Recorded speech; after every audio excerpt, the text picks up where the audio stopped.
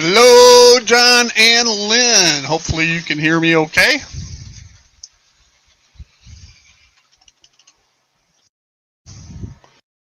I'd say nod your head, but it'd be better if you typed your fingers.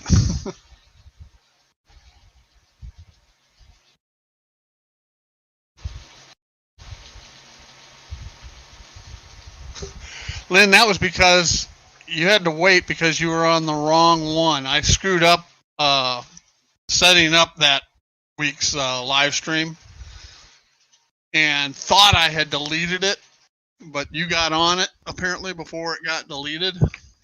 So you were sitting over there, and then everybody else was on the new one that I created. Hello, Lee.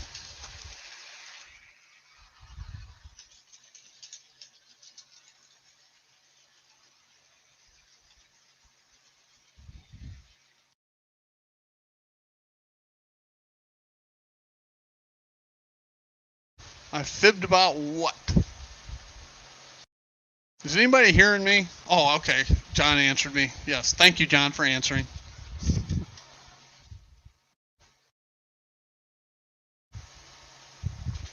That's the link if anybody wants to come on up.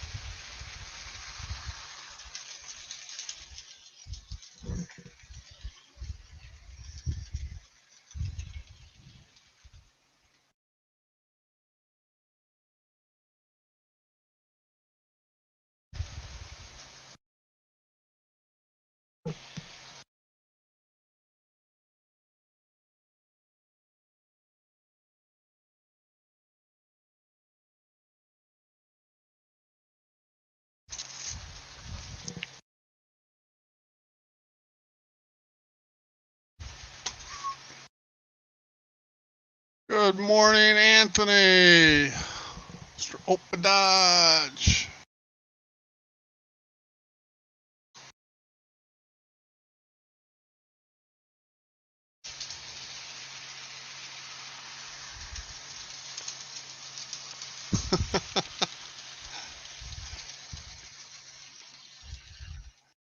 I rank right up there with dogs. I see how it is. Hey, cuz, glad you could join us. That's okay. It's not mandatory attendance by any means.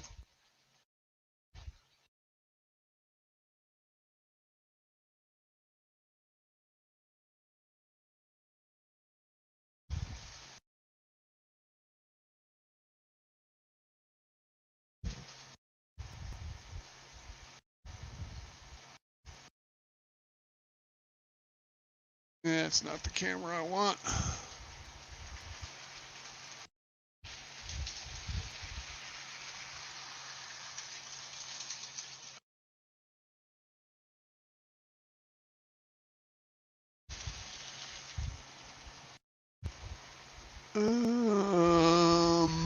Ba-dum.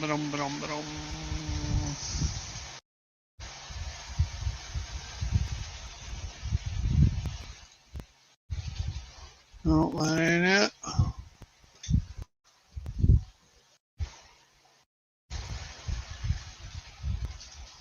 Nope, that ain't it.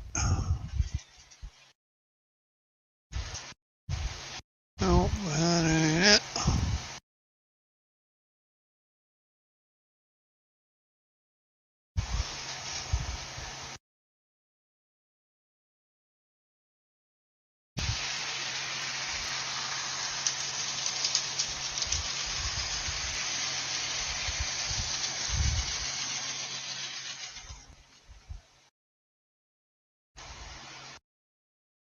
That's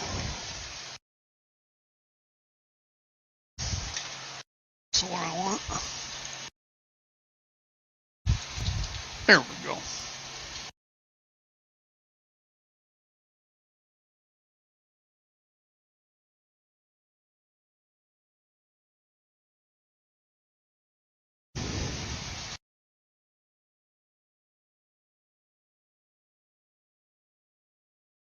Oh, Dave.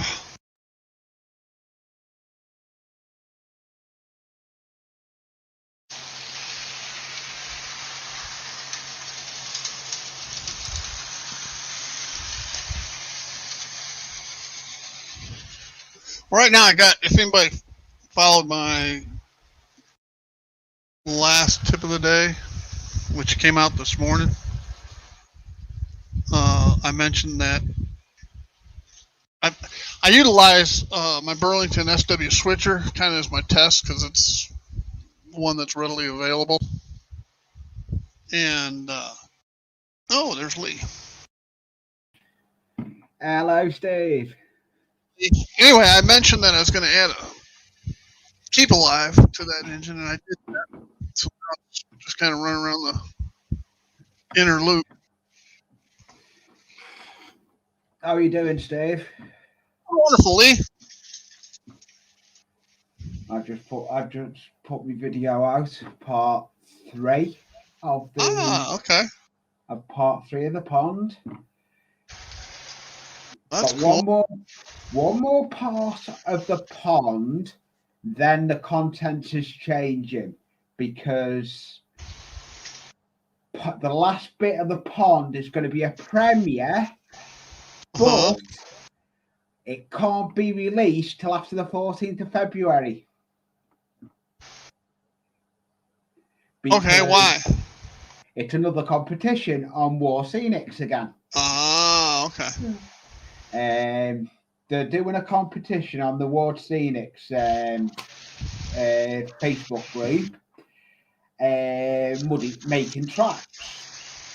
So I've entered it with that scene because it's not finished. So I thought I can engrade what the competition is with the pond scene, so I can film it. And it's another competition to do an excuse for doing some scenery on my layout in it. So I thought I'd come up, but I have got other contents that I've been filming. I've just filmed a video with my soft pastels weathering. So I am keeping busy. I'm doing more with my train stuff. I've got stuff going on with the loft as well. Oh, okay. I'm not going to be back up there from lives because all my stuff's set up back here, but I'll be doing videos of stuff back up there. So I am actually working back on it. Hello, hi. Howdy, hi. Howdy, hi. So, yeah, I've got a lot going on, with it and everything. I have got some changes to the channel, but they'll come in the next video. You know, it's amazing. You know, I've got this SW switcher running, and it is amazing how a problematic engine can turn into a great runner with a simple addition of a keep alive. That's the same with anything. When it's like my trusty old Warrior, I've put another coupling on it now so it can pull both ways, and that doesn't miss a beat. Yeah, I'm not DTC, but yeah, it doesn't miss a beat around this layout.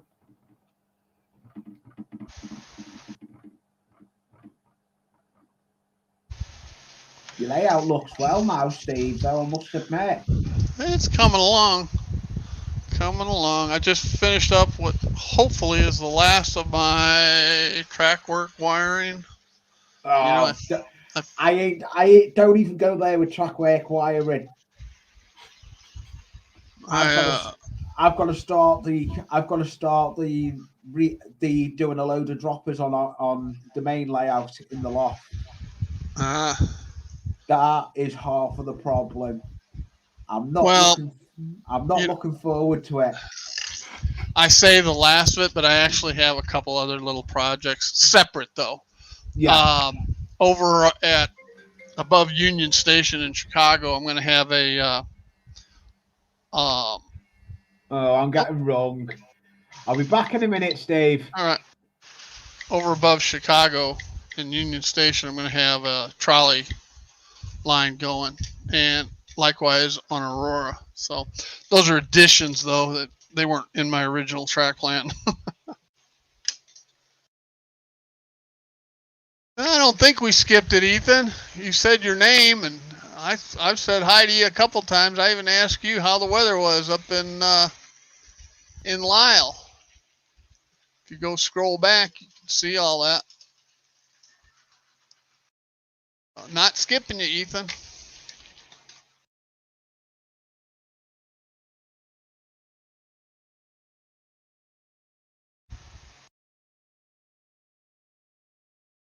All right, hi. Yeah, it's amazing. I really enjoyed that video where you went through the 24 hours of Buddytown with the lighting. That was pretty cool.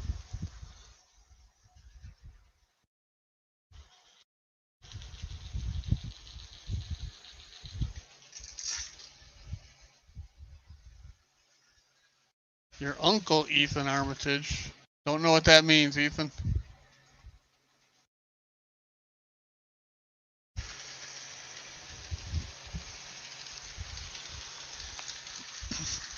I added a blinking red light. I've had a couple of them from CMR products. I added one to the top of my water tower, but the thing is so small and so dim. It's more like a turn signal blinker for a HO scale car. You can't even see it in the dark on top of that water tower. So I've ordered some more bigger ones. Oh, there's Lynn. Let's bring Lynn on up. There you are. Hi, Lynn. Good morning.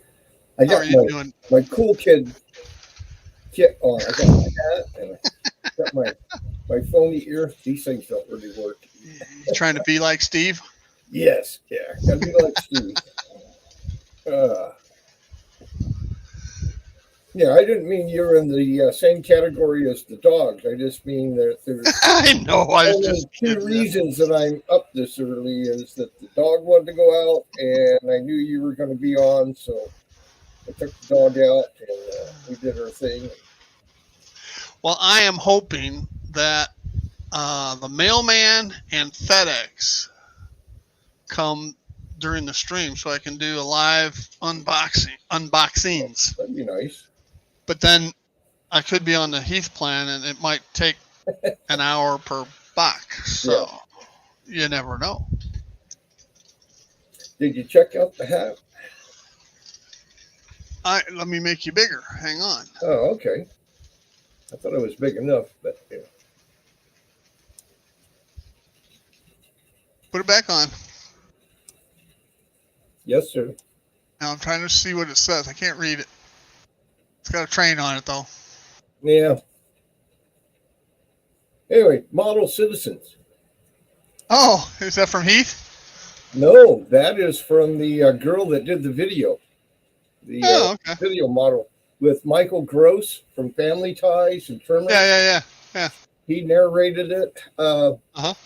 My club was scheduled to be in it, but since we're modular and we only display it when there are shows going on, and her filming timeline, we just couldn't work it out. Okay, so, Ethan. Now I understand the comment of why you change your name when you're when Alden Thomas Greenwood Armitage comes on. Okay, I understand. Now you're Uncle Ethan Armitage.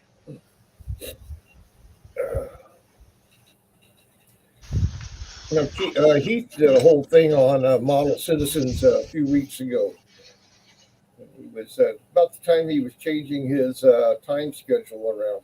So I dug out my hat. I got a shirt somewhere. He sent me all kinds of stuff. So. I'm going to park this SW.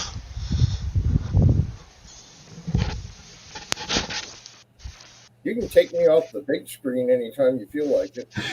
Yeah. You want to see me and what's going on back here. Oh, there you go. There we go. Morning, right, Linda. How are you? Awake, kind of, sort of. I kind of. You done much on the layout? I've been working on a new module, and I'm kind of starting at the finish of the module and working towards the actual module. A lot of people just call them the table. My layout is a module of sections. Yeah. And I'm building one that's going to go onto my rolling hills with a crossover from the front main to the back 20. Oh, But nice. one side of it is going to be like a ghost town and all kinds of rundown old buildings. Oh, are they scratch builds, are they then? I'm in the process of working on this one with the collapsed roof and parts falling off of it. Oh, I don't know where my one is. I've got an Airfix one, a bombed out one that I got given on. It's a bought one. You actually just have to paint it all up. Yeah. It's somewhere around here.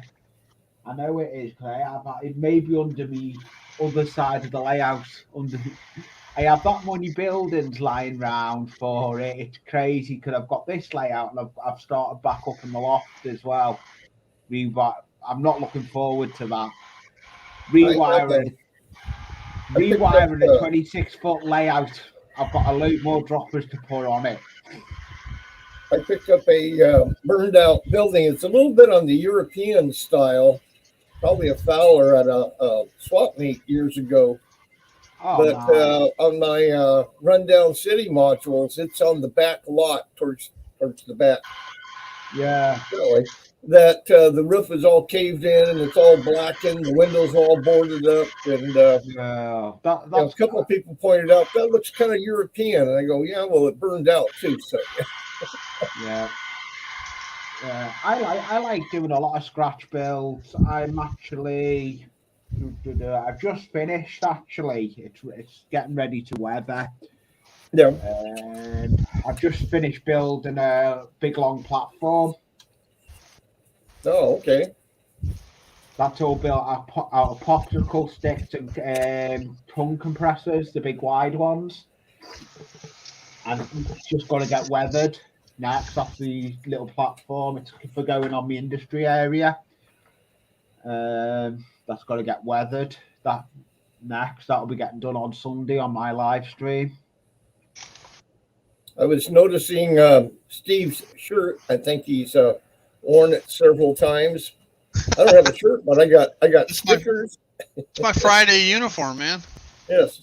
Yeah, it is. It's don't blame Heath, innit? It's blame Heath. It's blame Heath Friday. It's blame Heath Friday. Speaking of which, here's Mr. Model Citizen himself. Hey, it is, isn't it? It is Mr. Model Citizen himself.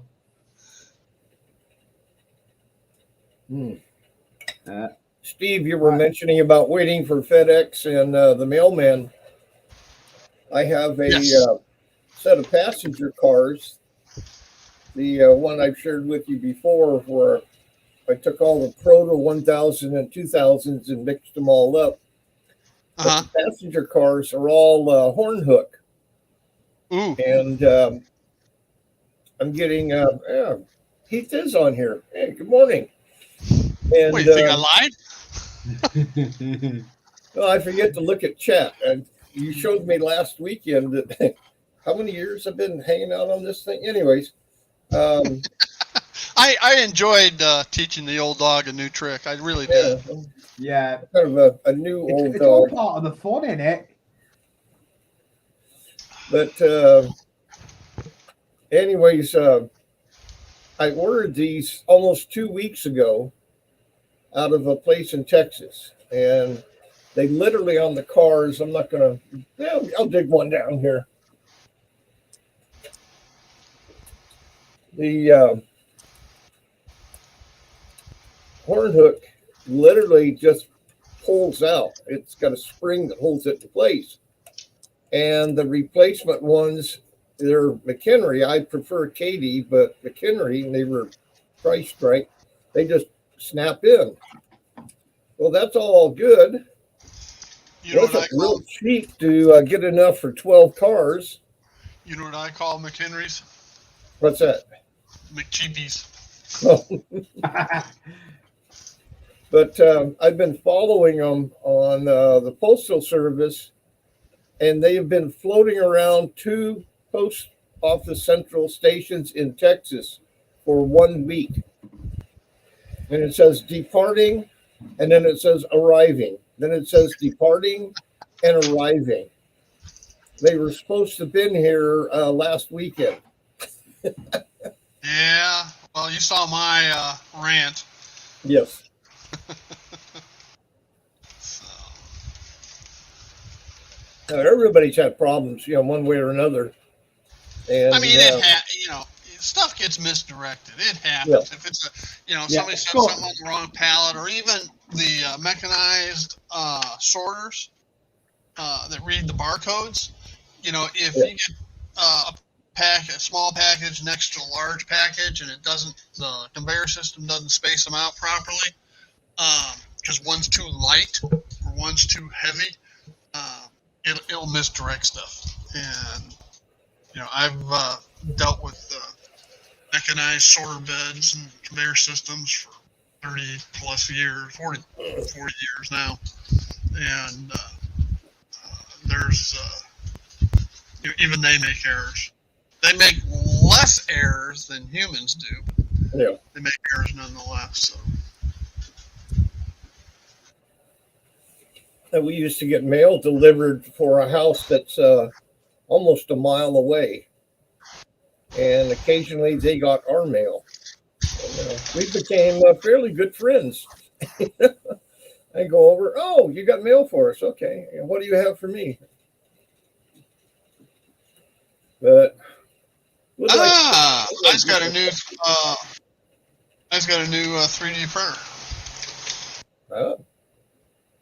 Oh yeah, he was waiting for. He said about it on my live stream on Sunday. Yeah, Steve.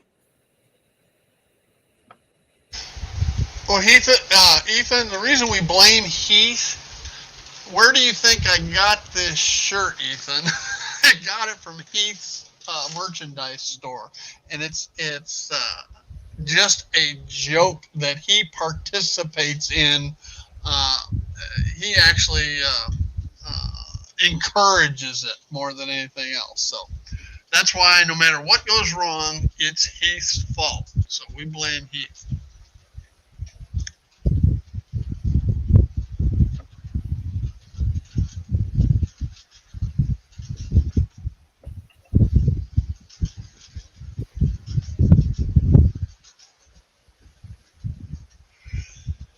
I got to put another light in my Bachmann E7.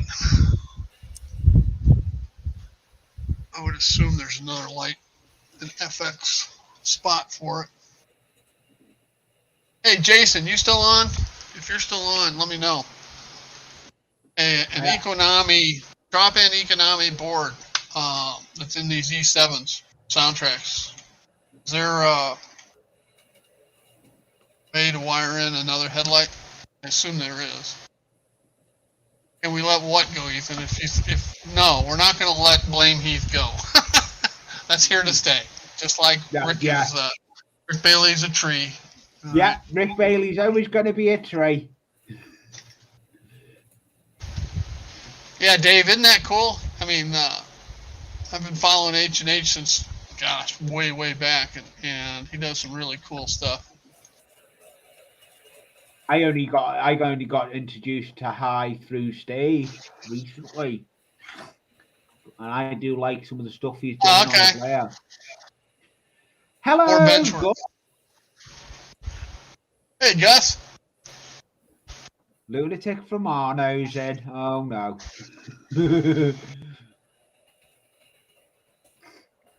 Hello, Jason. You off work today, Jason? It's unusual in midweek working on the workbench on the layout. That's unusual for Jason. I don't know. Maybe all these guys have Friday off now. Who knows? Yeah, maybe. Never know. I don't know. Oh, ice storm. Oh, yeah, they get hammered, aren't some of the States people are getting hammered with the snow and the ice?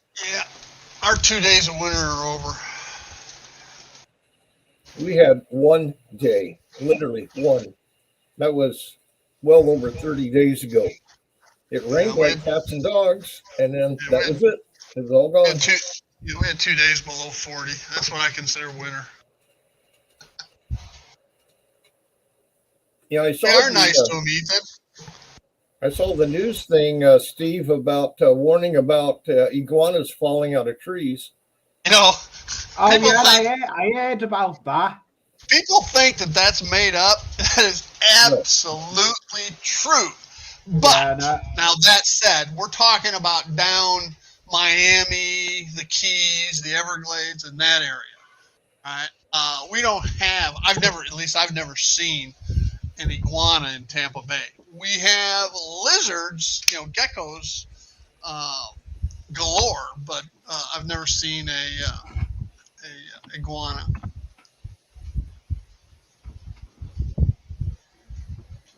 Hey, Randall. Hi, Randall.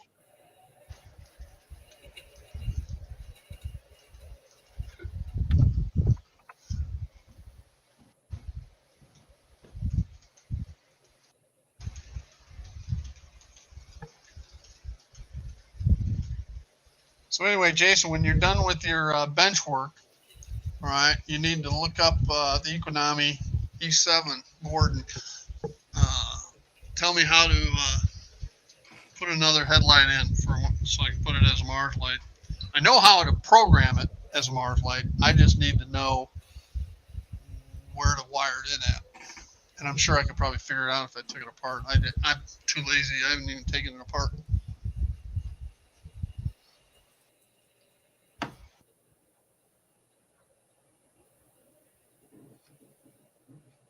$22 freaking emails in the last hour. Jeez. He must be popular. Don't even go there on emails, Steve. I've had over this week, I've had about 10 emails for stickers to send to the States. Ah. I'm already onto it though. I'm sending them to Dragon, and Dragon's disputing them from there. It's gotta be cheaper. It is. I'm making a US hub. It's gonna be easier. I'll then just send them out to Dragon, to Connie, and then she'll dispute them from her way. I've got another logo getting done at the moment. The merchandise that is going to be coming out next month.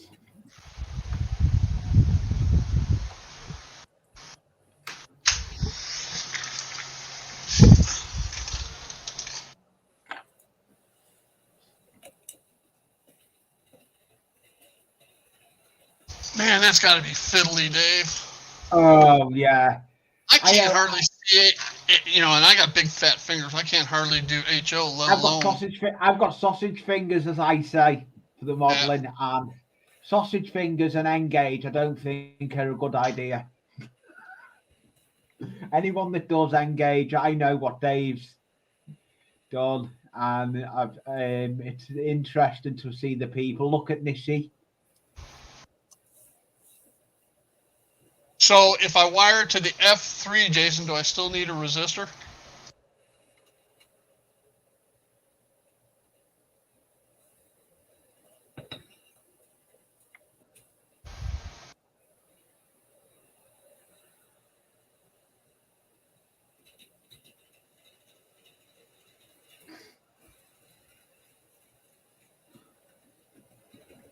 Got quiet. He's working on the workbench, and he's making use of this ice storm, getting some layout work done. Oh, he's not on the workbench. He's building bench work. Oh, he's building bench work. Yeah, I think he's made the bench work the big U from the door back around to the door, and now he's working on.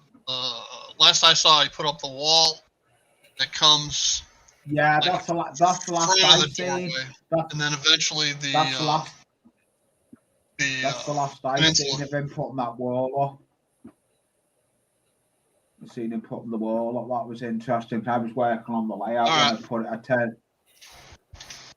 Yeah, makes sense, Jason. That's the way I would normally do it anyway. I just didn't know if that board had a resistor already built into that F3 circuit or not.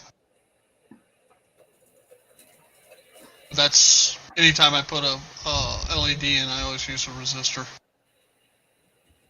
I've never put one on a. Next month, Steve, I'll have StreamYards for 10 people. Right. I'm getting StreamYards full time. I've actually been in contact with StreamYards and there's a cheap offer with them, so I'm going to go for it. Well, I just stay with the free plan. That's all I need. Yeah, I want to do a lot more with StreamYards. I want to do multiple cameras. There's a lock changing with my channel. You'll see in due course.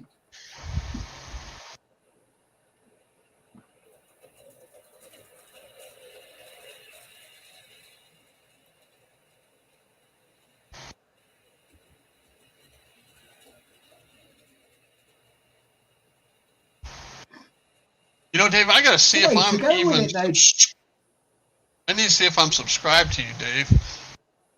Like Lynn and I have been talking for a year, and I figured out about a month and a half ago that I hadn't subscribed to Lynn's channel.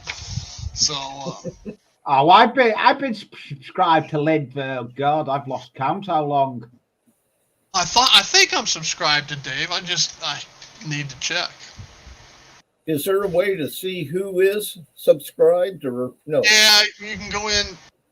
I can't right now because I'm in. Oh no, I don't mean that.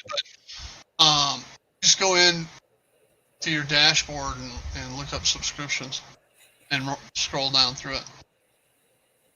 Yeah. I try not to look at my dashboard. Yeah. That check engine light keeps coming on. Yeah, I'm subscribed to her. I don't know how long I've been subscribed to Dave for. I've just been to find out. I'm subscribed to him.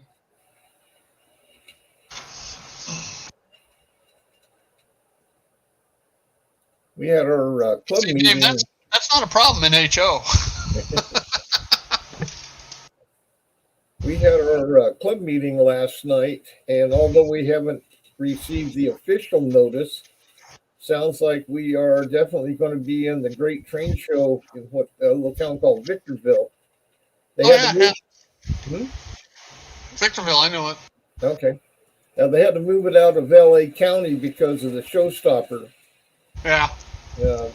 All the it's nice to see the shows coming back, though.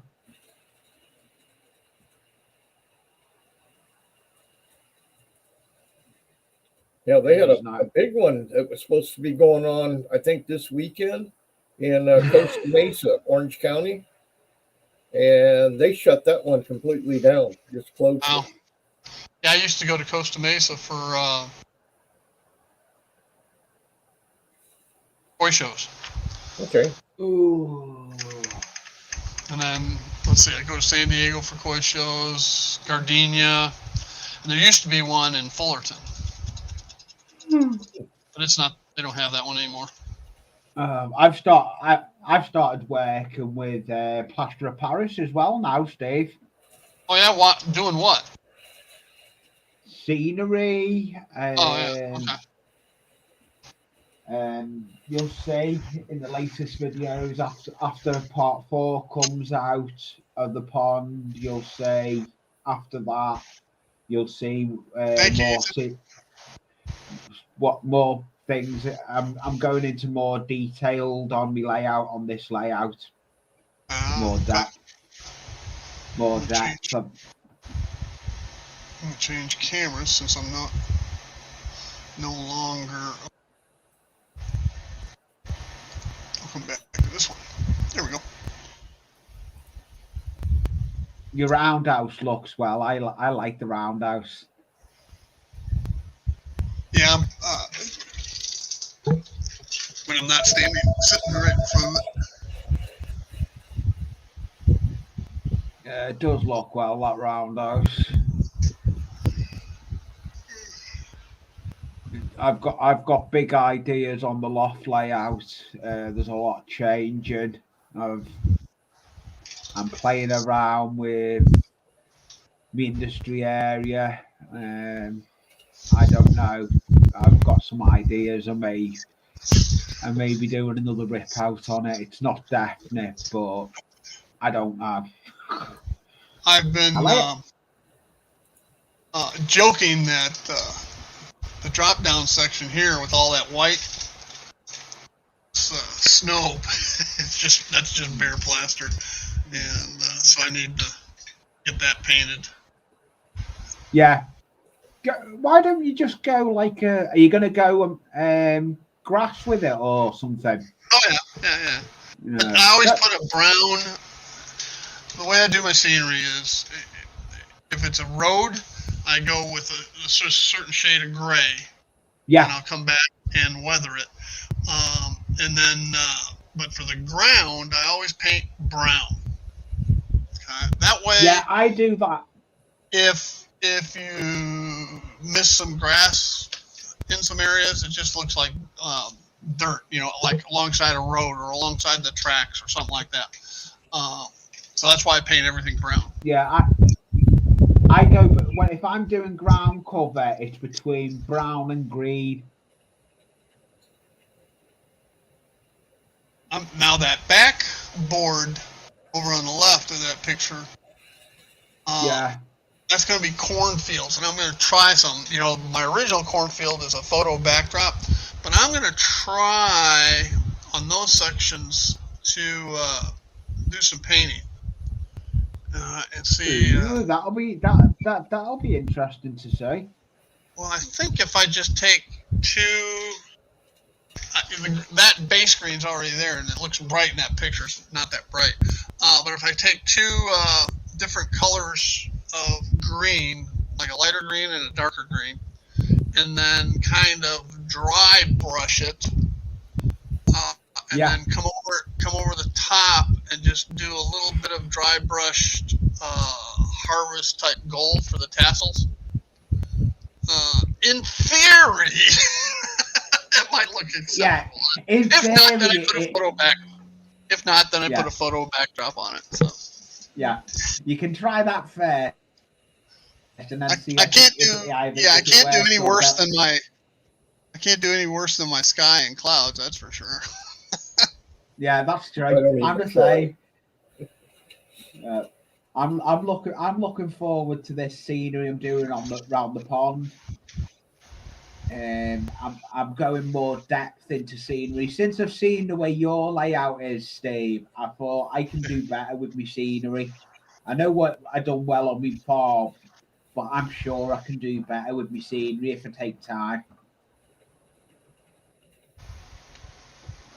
Yeah, I use beach sand as well, and for different things. Down here, I'll use it as, let's say, roof. A flat roof, composition roof. I'll use it on there. Our sand here is really, really fine. All right, and it's white. Our beaches are pristine. Is your sand as fine as this? Let's see if we can get it on the camera.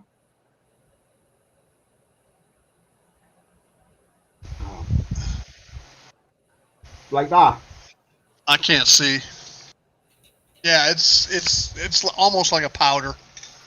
Yeah, that's play pit sand. Yeah. That's what you have for a kid's play pit. That's what you're having a kid's play pit here.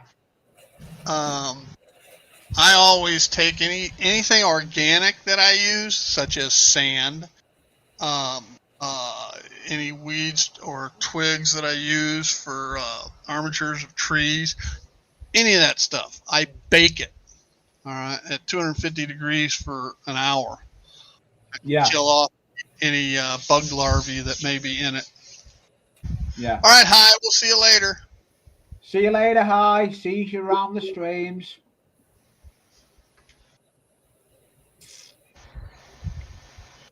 Dave, you're getting too technical for me. I got all my little drill bits. All right, but I couldn't tell you what size is what. Mine are somewhere here under me. But I'm betting a number 62 is pretty small. I'm trying to find mine now. I've got the same set you've got. Okay, hi. I'm curious now what size that one is Dave's on about now. Is it Dave? It's on about it. Number 6. Dave was talking about a number 62 drill bit. So yeah, I'm trying to find my drill bit set now. I've got 2 sets. One in that container that doesn't. Well, hang on a second. It doesn't say what size is what. I know. I'm curious now. I'm getting me. Well, yeah, it does. Yeah, it does. Yeah. A number 62. Wow.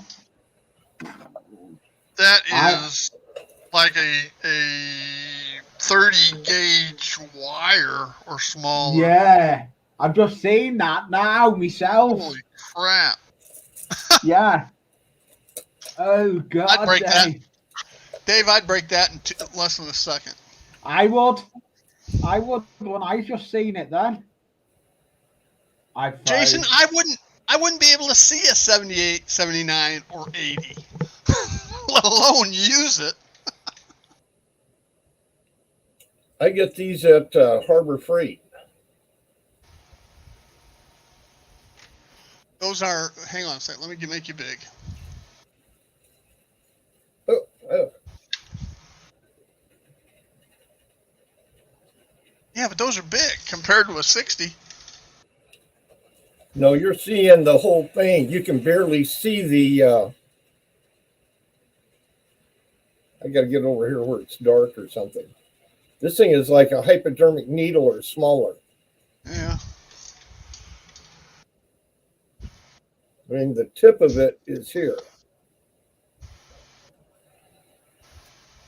I mean, I don't need a hole any smaller than that.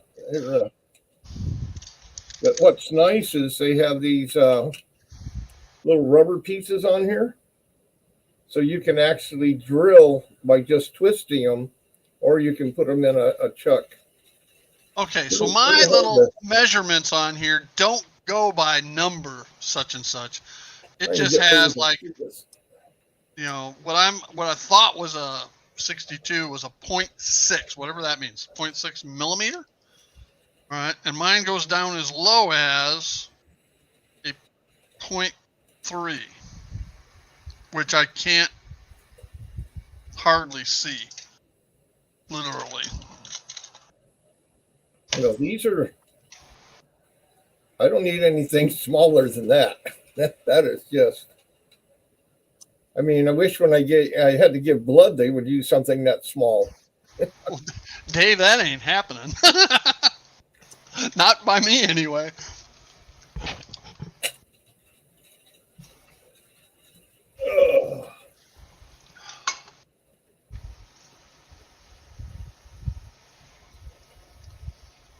We must have piqued Jason's interest, or he got tired of working on the bench work.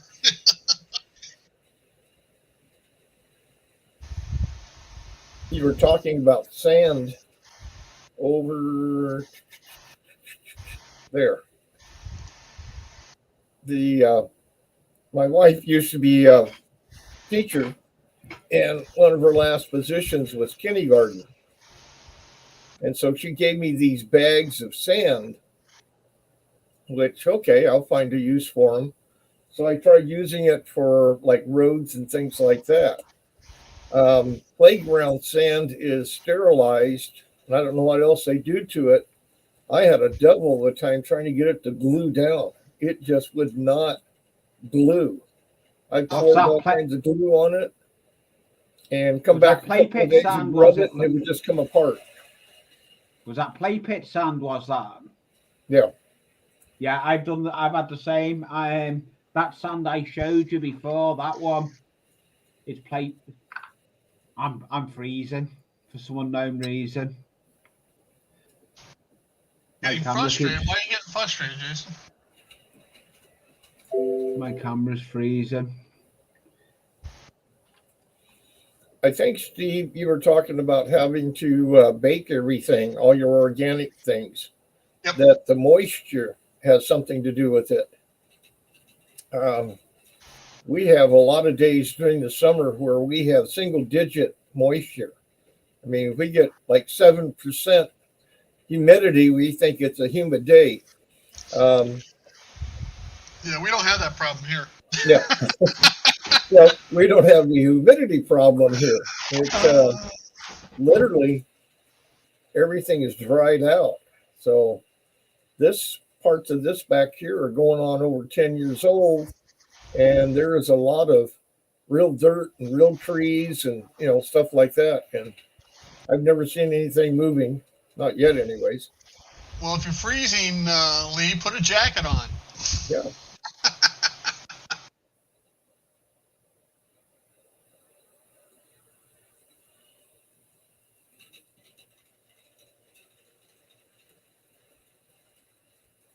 We'll square up the wall. Yeah, I've read his. Oh, it's not the new wall. It's the house wall. Yeah, most walls in houses are not square. So you end up having to, if you're using L bracket type things for your bench work, you're going to have to shim them, is what it boils down to. I know it's your cam, Lee. I was just pulling your chain.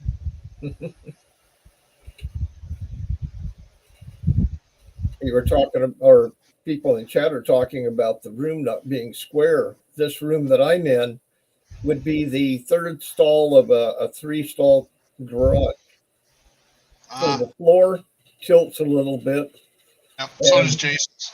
There is not one straight wall or ceiling or anything in this room. The upper shelf run around up here, it's got shims and cork and pieces of foam and everything else to get this level. Yeah, see, my room here was originally the patio, and the house roof covered it already, and then the patio was dried in with insulated panels and glass and so forth. So the walls are all well, 2 walls are concrete block stucco, and then the other 2 are the insulated panels and glass. Well, like a garage, the patio is slanted away from the house. But the thing here is I have so many elevation changes in my layout, I didn't worry about things being plumb. And I'm not hanging from the walls. Everything is on my cabinet work.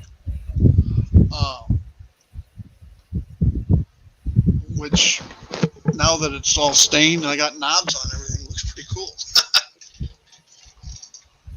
Yeah, we have 2 other factors right here that are. Thus another reason, Dave, I personally would stay with HO.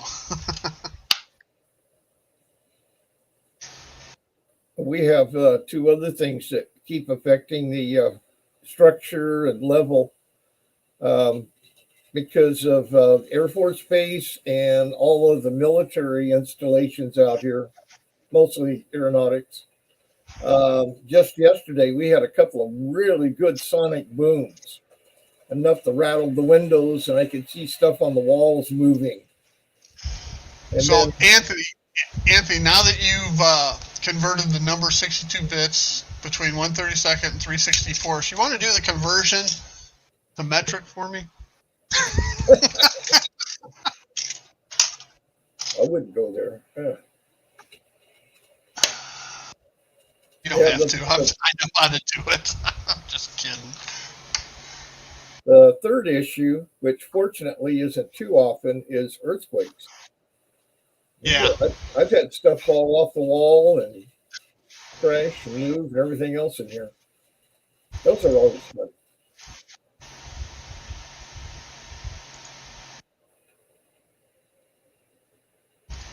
There you go, Randall. Own up.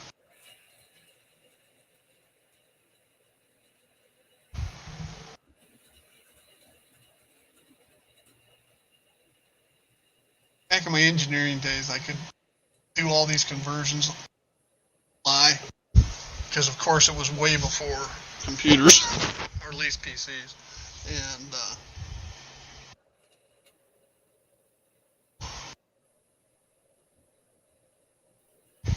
but not anymore. Hey, Randall. Morning, Randall. Hey, what's happening? And wonderful. How about you? Oh, doing pretty good. Working in the yard today. Ah, the train yard or That's it. or the grain or the grass yard. We got. Well, here, let me do this, and I'll show you here. Make me dizzy. Yeah, sorry, my phone's not playing nice.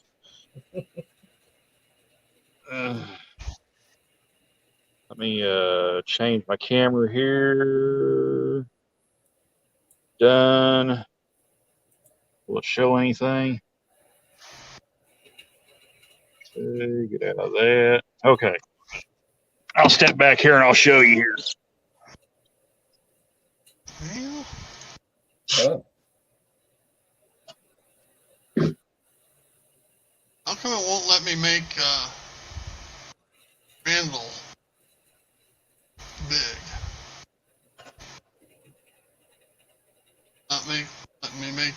Oh, I bet you here's where I can do it. Yeah, there we go. Oh, nice. Ah, okay. So on these newer engines, Yep. I can tell.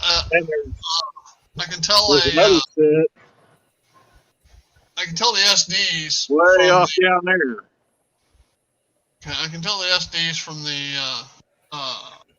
GEs, but I can't tell what is what between them. You know,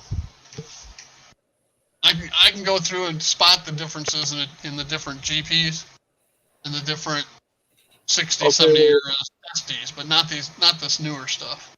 Well, 84A is an SD70 Ace, and 6189 is an ES44 AC. That doesn't mean diddly to me because I can't see any differences. Well, when they're all painted like that, it's kind of hard to tell the difference anymore. But you know, I won this. Oh hell, what is it now? -9 C44, and from during Vinny's Christmas giveaway, and so it's the only thing of modern era that I have, and I assume the -9 is still a modern era. It may be obsolete by now. yeah, it is. Okay. So it looks a little strange running around the layout with a bunch of GP35s and U-boats. That's the 45s. I'll tell you what, I'll run my BNSF stuff, my Frisco stuff all day, every day when I can. So, I ended up having to put new yokes and dog bone in the front side. I thought it was the rear, but it's actually the front side of this thing. And now it just runs like a top. But it's so long, there's a couple places it has issues. So, break it out here. Let it run around the layout for a bit. 10, 9, 8.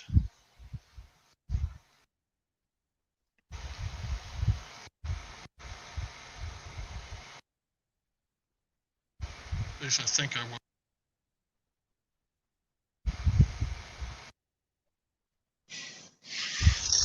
There it comes out of the barn.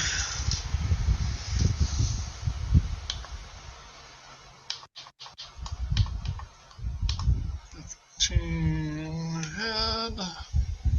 And if you wonder what those two engines are doing back there, they're what they're calling the snow coaches. Our rail crew shut down because of the weather, and they're using these two engines to shuttle crews. Okay. So Jason's off work because of weather, and you're working. Yeah. Not just working, driving. Yeah. Hey, I'll tell you what, though, these rail crew vans actually go really good through the snow. Yeah, but nothing goes good through ice. No, nothing goes good through ice. But I haven't seen any vehicle that's been better than these. Maybe my truck's sitting over there, but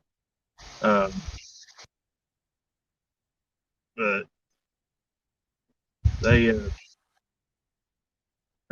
sure-footed little things. So.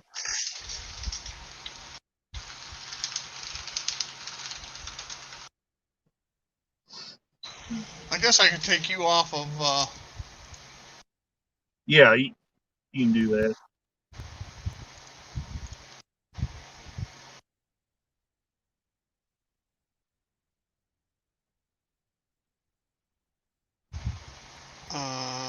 What was it? Oh, sometimes. Let's go back there.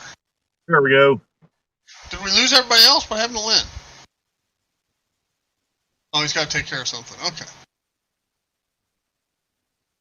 Did Lynn jump off? I don't see him on there. He said he's got to take care of something. Oh, okay. Now this Dash 9,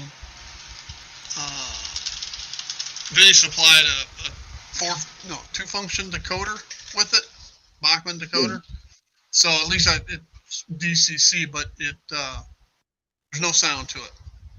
Yeah, they're like my Dash 9. It's my Athearn Dash 9s, and they've got just regular motor decoders in them. Yeah. So. Oops, I forgot to throw a switch. Well, that's not good. No. Don't It be ripping stuff, Steve. That's expensive stuff. it ran into a flat car with Sherman tanks at Woody's. Nice. So yeah, that didn't work too good. No, it didn't. That's my biggest problem. If that was real railroad, we would have all been fired by now. Yeah.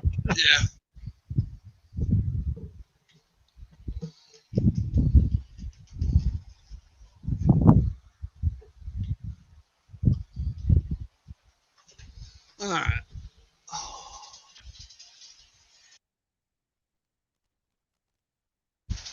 There. Should be good to go there. If I don't fly off the rails.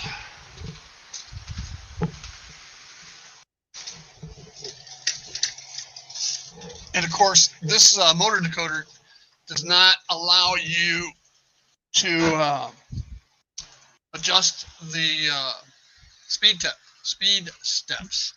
Yeah. Speaking of those motor decoders, I need to change the ones out on a couple of my engines. I got a pair of Tennessee Southern Tunnel motors. I need to yank out the Digitrax decoders and put in something different because they're a little too thick, and it's making the dynamic brake housing kind of ride up on them a little bit. They're not seating down like they should. I could cut that insulation off around them, but I don't really want to do that. I've been looking at those board replacement decoders. That I think it's NCE has them that you can buy like in a 4-pack.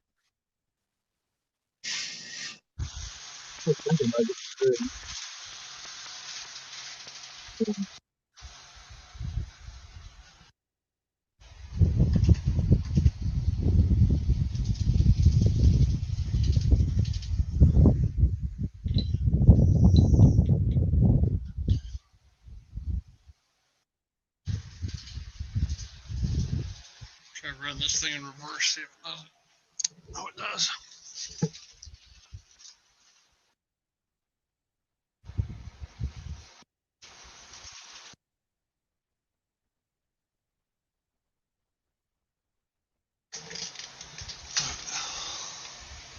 Oh, engine's pretty quick on its feet.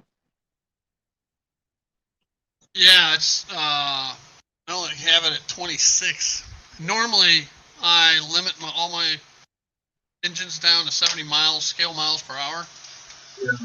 Right, which is nope, didn't like that. Oh, see, something's derailing. I can hear it. Yep, I got one spot it doesn't like that I got to fix, and it's the only engine that does it. But it's the longest engine I have too, because it's got wider wheels than the E units. I had a UP one that would derail all the time, and it wound up being the front truck on it was messed up, and I had to put order another front truck for it and put under it. Huh.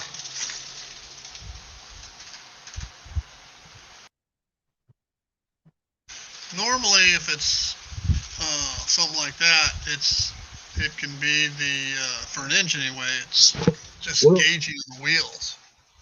Normally, what it was doing when it would go around the curve, you could look at the wheels on the front truck, and you see one of the wheels come up off the rails a little bit. Going around the curve. I don't know really what was causing it, so. Yeah, see, it doesn't like that one spot.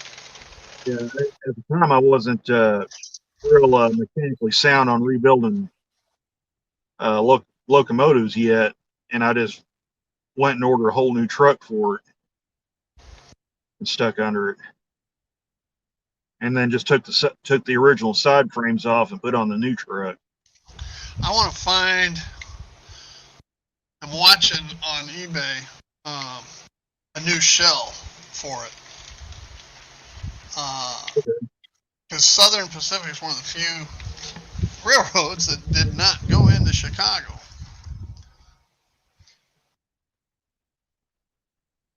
Hey,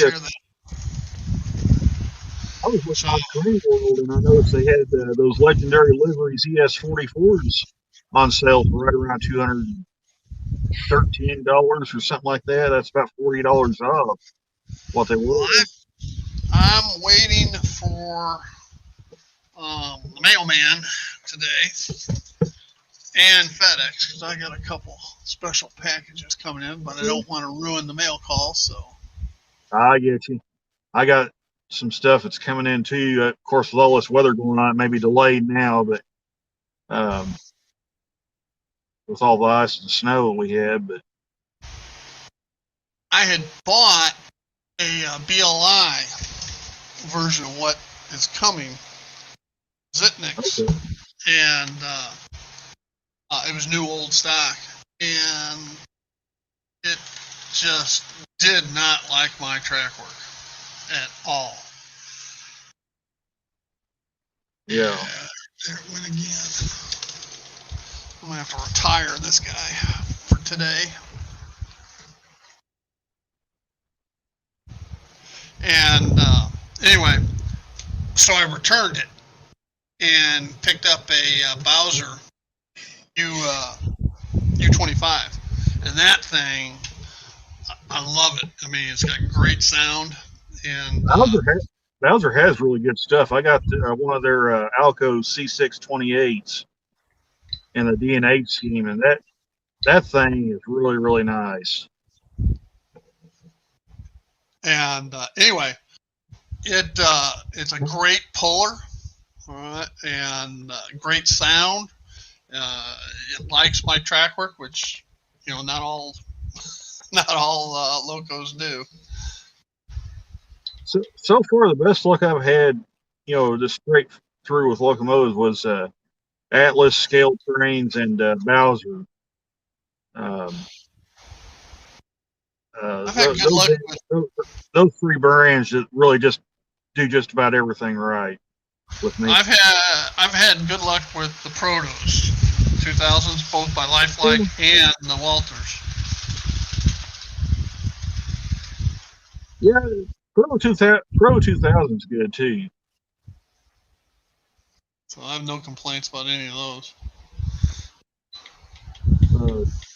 And really, their main lines, the Walters mainline engines are really good locomotives too. I know they get a lot of grief from some people, but I've never had any.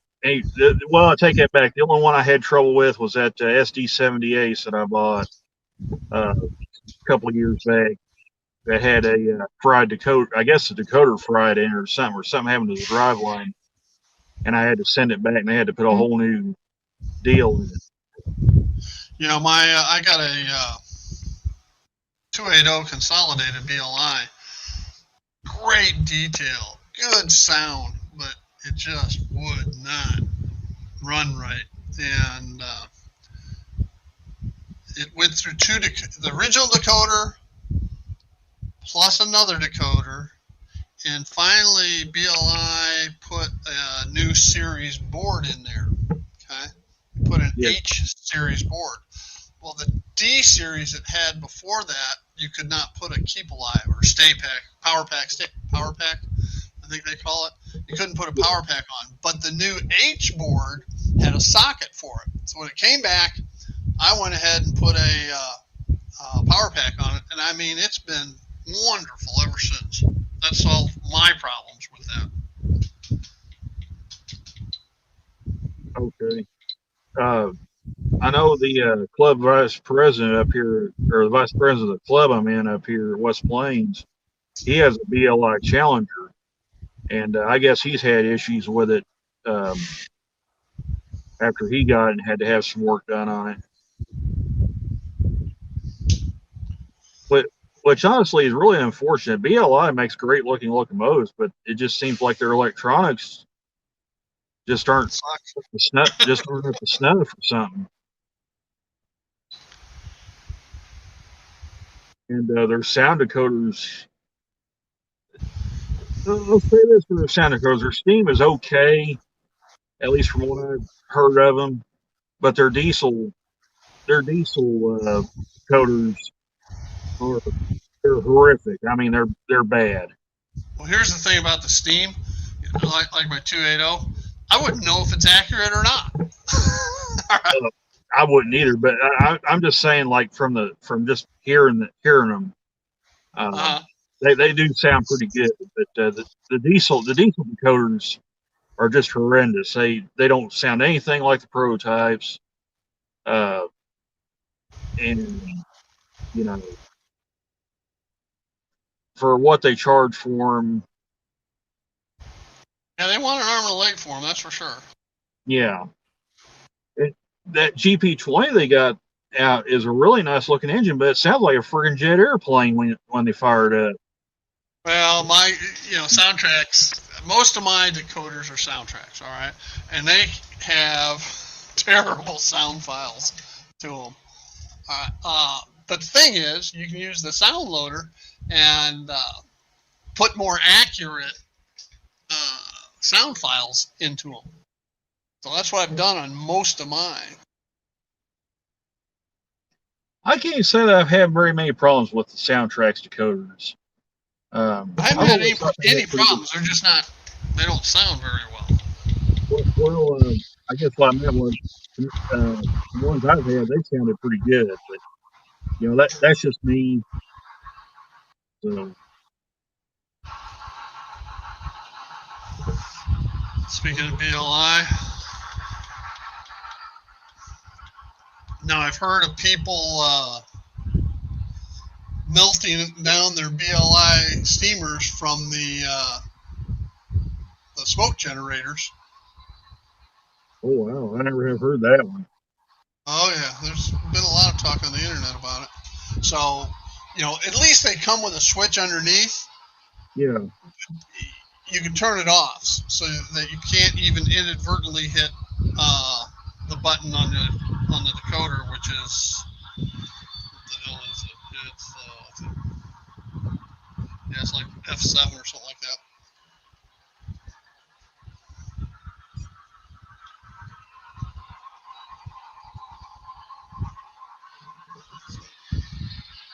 I don't know if you can hear it running or not, but yeah, I can hear it. That's the BLI running right there. All right, now get back to chat. Really, it sounds pretty decent, Steve. I've never heard a 280 in person, but right. Pretty good. Getting caught up on the chat here. Hello, Manny. Welcome back. Hi.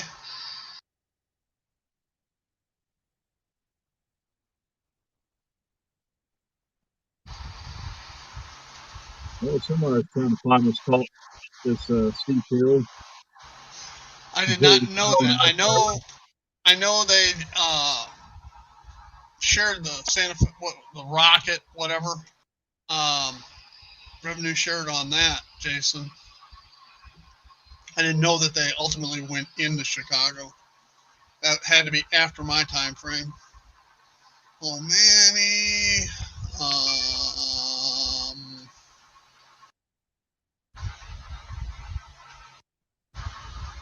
Yeah, 1990, I was long gone.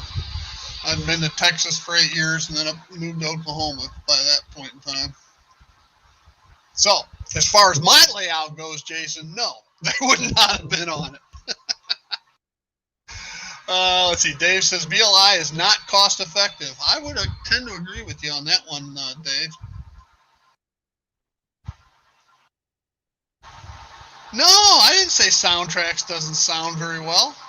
I said Digitrax, or if I said Soundtracks, that was a mistake. I meant okay. Digitrax. I heard you say Soundtracks. I was like, So well, did that Jason. sounded good. Sorry, I apologize. That's okay. That's fine, Steve. No, as far as I'm concerned, Soundtrack has the best sounding. Well, I should say ESU logo sounds good too, but I will not buy one of their decoders because I don't want to have to buy their programmer. I think that's idiotic. I hate proprietary systems like that. Yeah, I can understand that. If I bought ESU look sound, I'd want it to be already in a locomotive, but that's just my opinion. But if it's going to come to that, no, look sounds pretty good too. And I'll say the Sergine sounds really, really good. And I've heard TCS sounds well, but I've never heard one of theirs.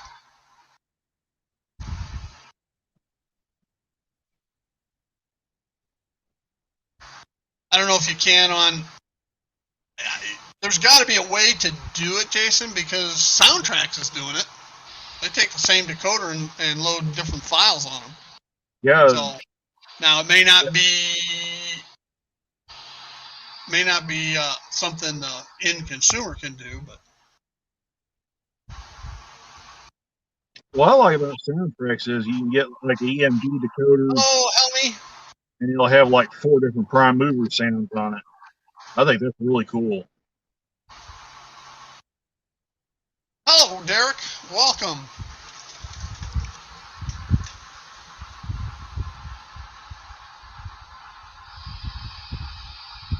Yeah, I don't have the smoke on the BLI because I don't want to melt it.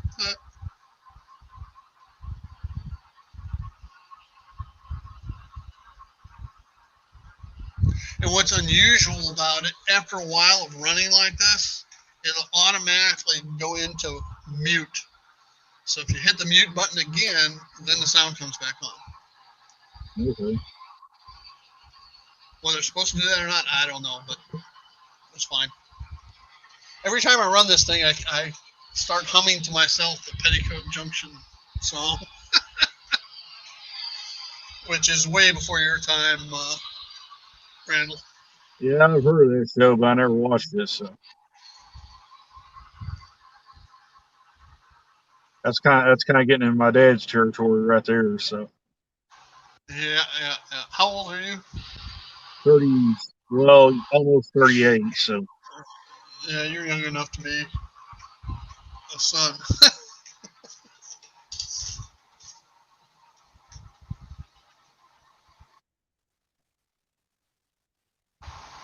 Hello, Saint Blazy. Do I have a train station? I have multiple train stations. I actually currently have 3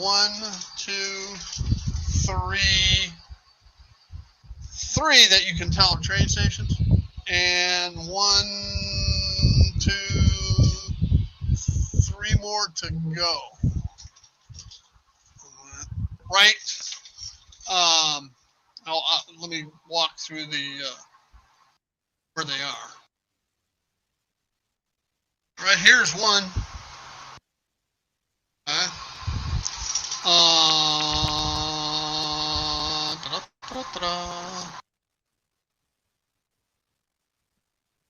Right here,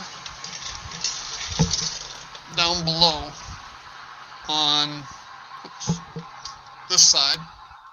You can't see it, it's a little bit off camera. You can just barely see the shed there. That's another. Right here, there will be one, a platform, right here.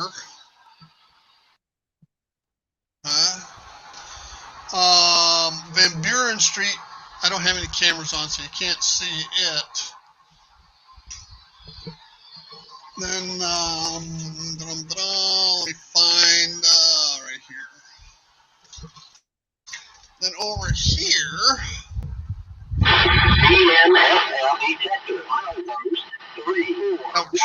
coming off of the upper level here will be a ramp with stairs coming down. So right here will be another train station. Okay.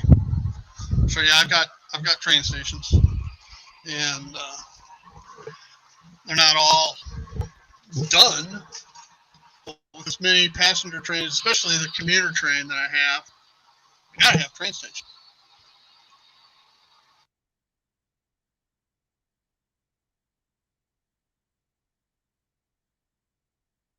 Well, something's close because the detector's going off. So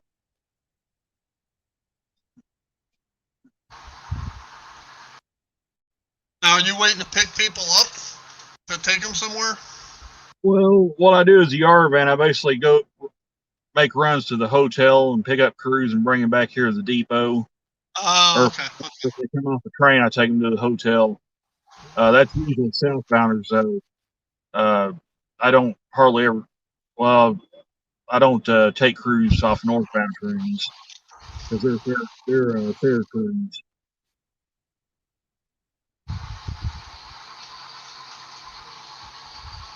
All right, John, you have a great day. Thanks for stopping in. I know it's getting into your busy season.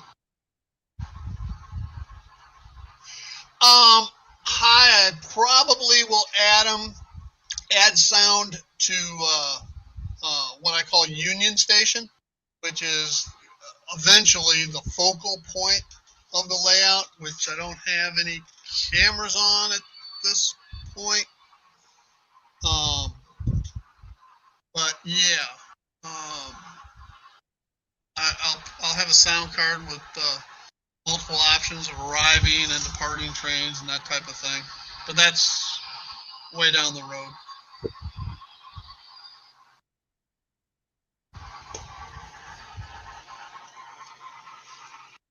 As much work as I've gotten done in a year and a half, I still have 10 years to go at least.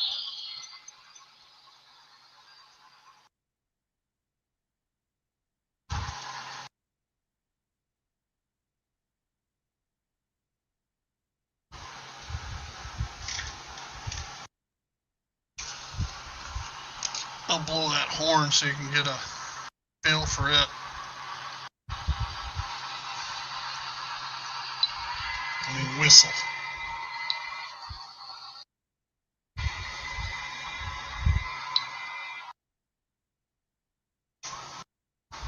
This thing has all types of sounds. Air pump, blow down, chuff up, water fill, chuff on,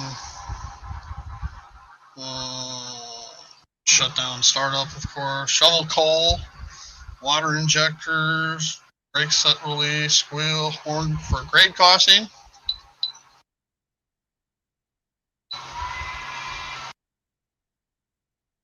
Got passenger sounds.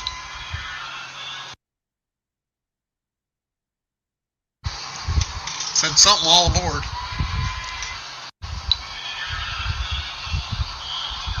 So last notice, all aboard, something like that. Whistle sounds funny? Nah, it's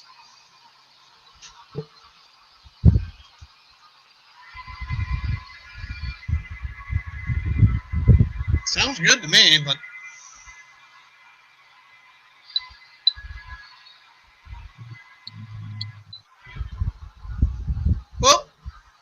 became uncoupled.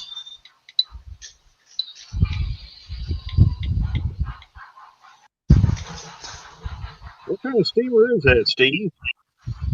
It's a 280 consolidated. Oh, okay.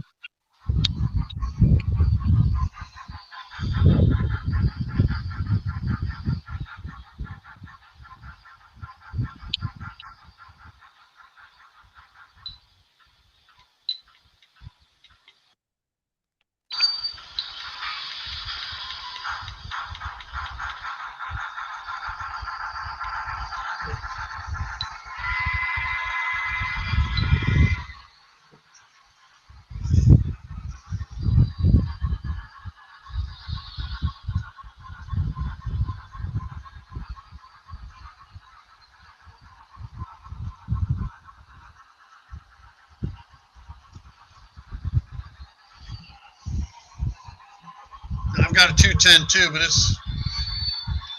it does not like my curves.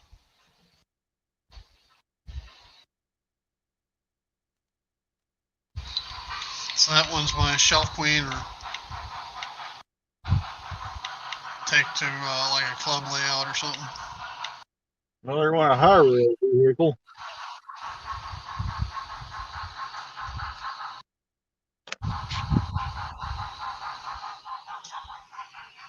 They must be inspecting the switches.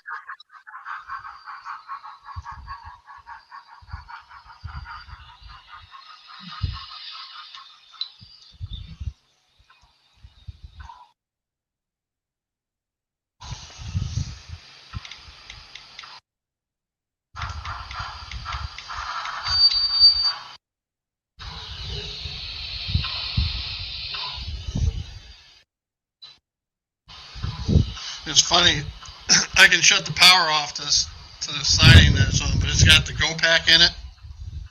And Right. anybody that wants to time it, start now. See how long it keeps making noise. And headlight, or tail light anyway. It's still going. There went the light. There it is. So that's the difference in what the power pack does. Yeah, those. I mentioned it. I have 3 locos now that have Keep Alives in them. That consolidated, the Penske E8 that I showed a tip of the day on, and then last night I put one in the SW, the Burlington SW switcher. Those people I was really. Yeah, they make a huge difference.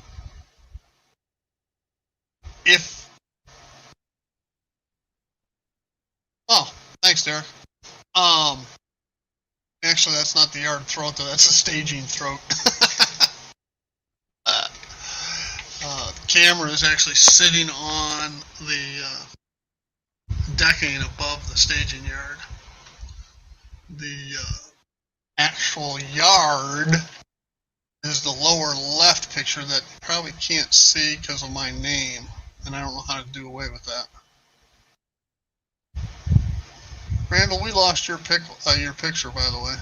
I turned my camera off, Steve. Sorry. Oh, okay. That's fine. No, that's fine. Bench work is done? Wow. Okay, now start. No, I bet it's not, Jason. I really bet it is not done. I bet second level might be done. Hey, Mystic, how you doing?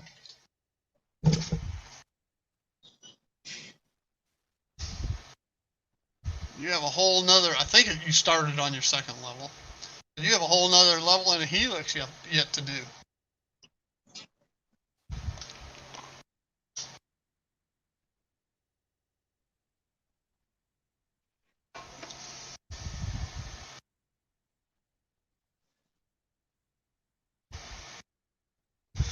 Alright, what else do I want to run today?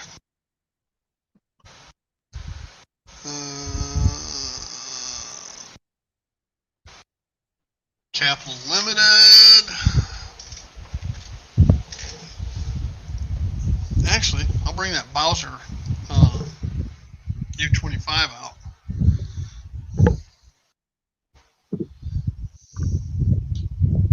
Speaking of U-25s, have you seen the one that Rapido's coming out with? No. Uh, I'm still waiting. I'm still waiting on the EH Rapido started pre-orders on over a year ago, and they're still taking pre-orders. Yeah. I'm thinking all serious about getting a Frisco one because nobody's doing Frisco very much anymore, and I saw them coming out with those, and I really liked them. I mean, I've got a couple of their B36-7s, and they're great engines. So I'm going to give one of these U-25s a whirl too.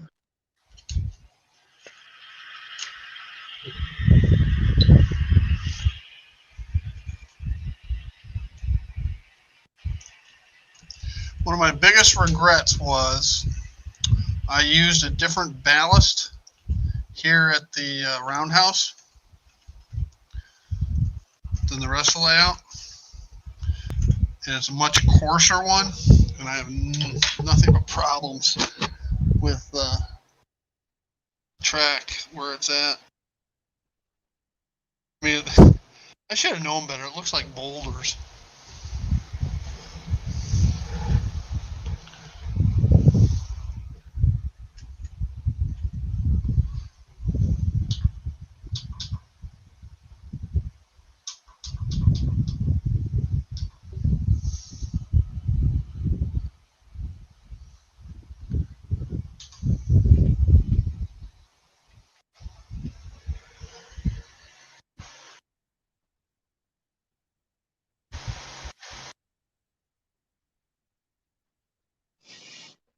Yeah, this is a Bowser as well, Jason.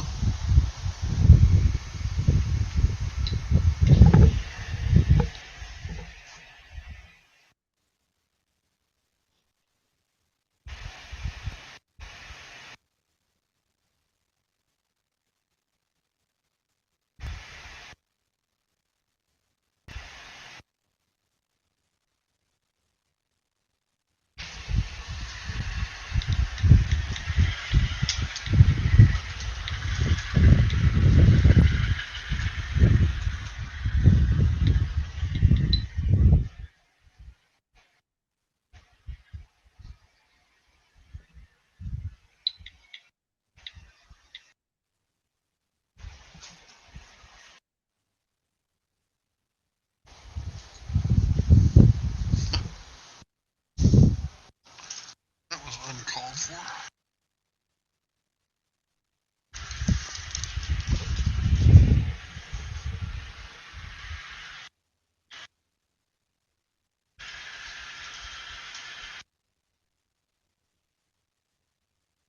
And the sounds, I enjoy the sound on this too. I think it's a QSI. I'm not sure. No, I think it is also an Soundtrack's Economy. I'd have to look. I know Bowser did have like the soundtracks, and I think they have ESU in them now. No, I'm pretty sure it is not an ESU. Okay.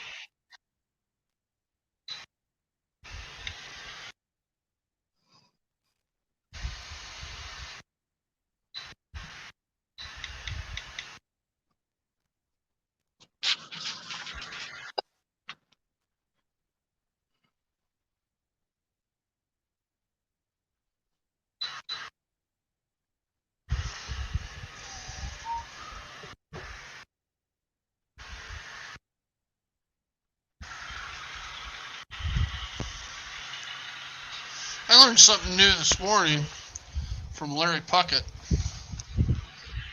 the DCC guy, where you have a divide between your Digitrax command station and a booster. If the voltages are not the same out of both units, you can have a big problem having a loco or any type of car that pulls electricity if you're parked across the gap So I got to do some tuning on my booster because my command station's at 14.36 volts and my booster is at 14.99.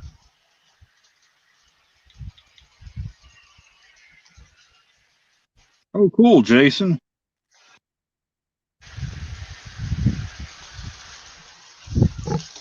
He's saying a lot of Frisco items came into the hobby shop in Jacksonville.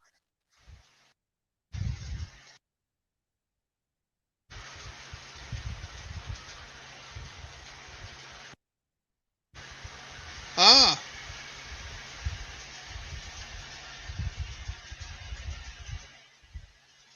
So Jason, is your U-25 from Bowser's at a Soundtracks economy in it? I'm pretty sure that's what's in mine.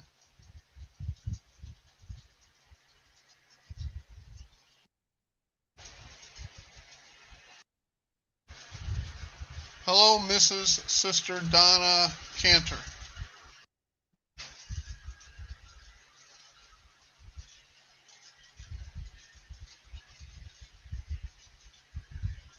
Yeah, maybe Tsunami 1, now that you mention it.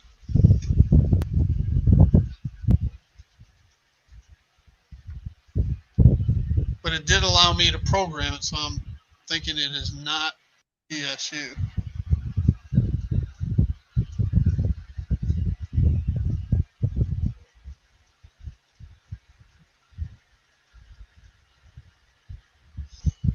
Now, normally I double head a train this size, this length, but this one pulls right up these 2.5%, 3% grades.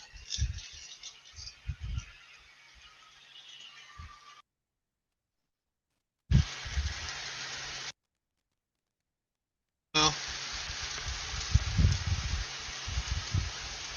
such as, what can I expect then, Jason?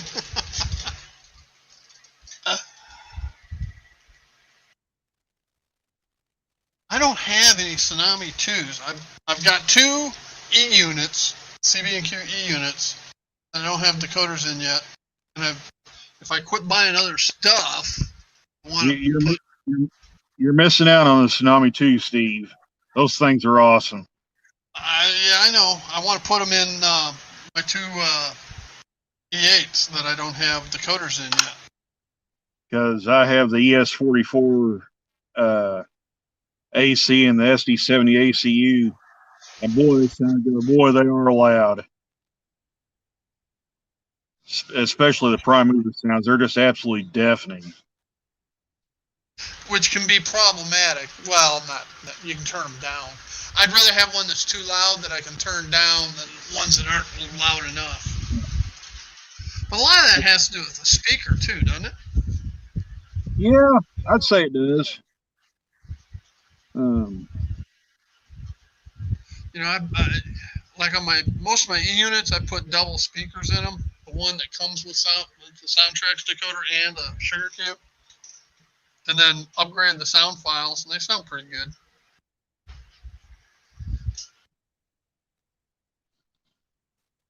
Not Soundtracks, Digitracks. I'm sorry. Yeah, Soundtracks on the mind. I actually really like both the ESU D5 and the Tsunami 2. I think they're both great decoders.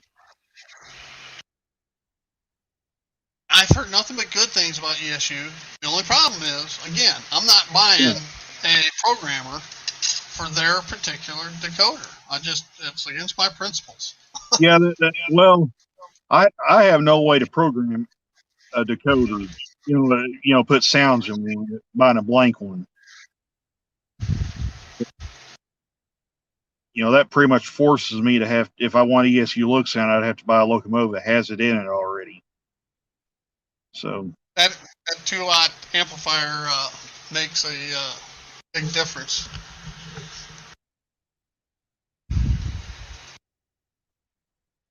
What's the DDE?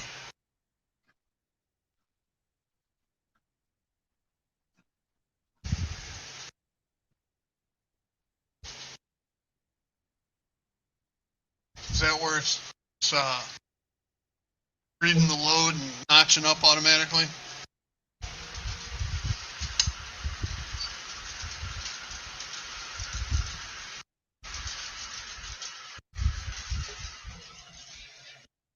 Oh, there's Jason.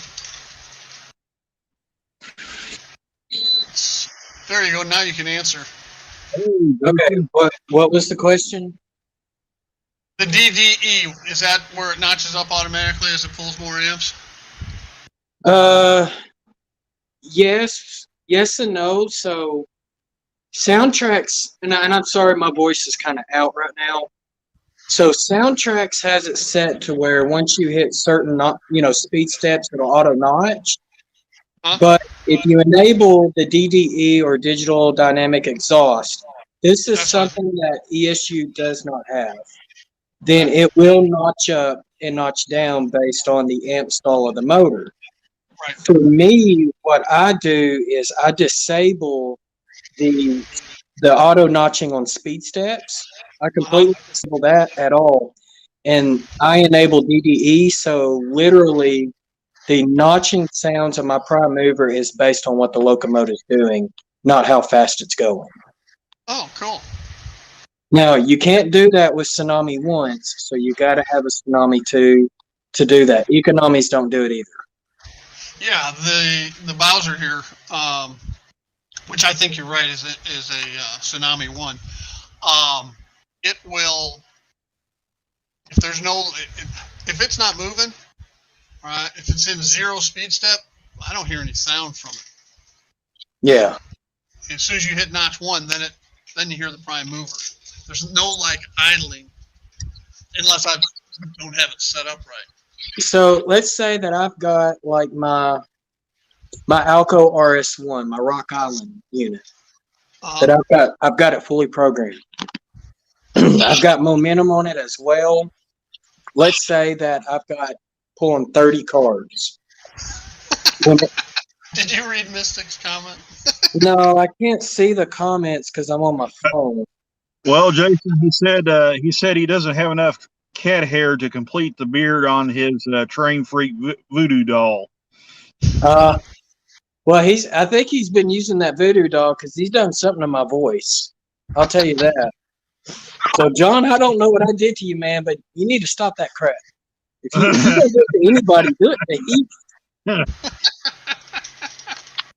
But anyways, but yeah, like I was saying, so that Rock Island locomotive, right? If I'm pulling like 30 cars, and let's say I've got the momentum set to where it like creeps at the beginning, and I will tell my NCE to go to step 20, so that way it's like full speed for what I run. It's kind of like jack speed in a way. It will rev up really high, and then as it starts gaining the momentum and the speed, then it will auto notch down. Okay, that makes sense. Just like the real prototype locomotives, and right. that is it takes more oomph to get something moving than to keep it moving. Exactly. And so that's the reason why I prefer Soundtracks over ESU. Not to say that ESU is not a good decoder, because they're actually number 3 on my preferred list. TCS Wow Sound comes second. Yeah. But Soundtracks has got more features. I mean, ESU is cool if you want to upload your own sound files. So, like if I wanted to blast the horn and play the Razorbacks fight song, I could do that. With the ESU, but for me, since I'm running a prototypical railroad, there's no point in me doing that. And then the other issue I have with it is a lot of the decoders that ESU comes in, straight from the manufacturer, from like Walthers or Scale Trains, you have to go and upload better sound files. Why should I have to do that? Yeah, that's like Digitrax. I got it right this time. Their decoders come with a standard GP38 for a diesel, and it's okay, but it's not that good. But you can go into their library and see the sound projects that are available there and pick out much, much better. Like I've got one loaded into my E unit that intermittently, and you can set the duration. It'll blow the grade crossing horn. Okay? Right. And which I think is great. You know, is it prototypical? Well, not if it's not at a grade crossing. But I have enough around the layout. It's close enough, you know. Right. But I mean, that's just my spiel, on it. Soundtracks, they're OEM decoders. I'm not talking about the Athearn Genesis because Athearn has soundtracks program Athearn specific decoders to Athearn's proprietary setup. So you can't even get an Athearn OEM decoder unless you go through Athearn.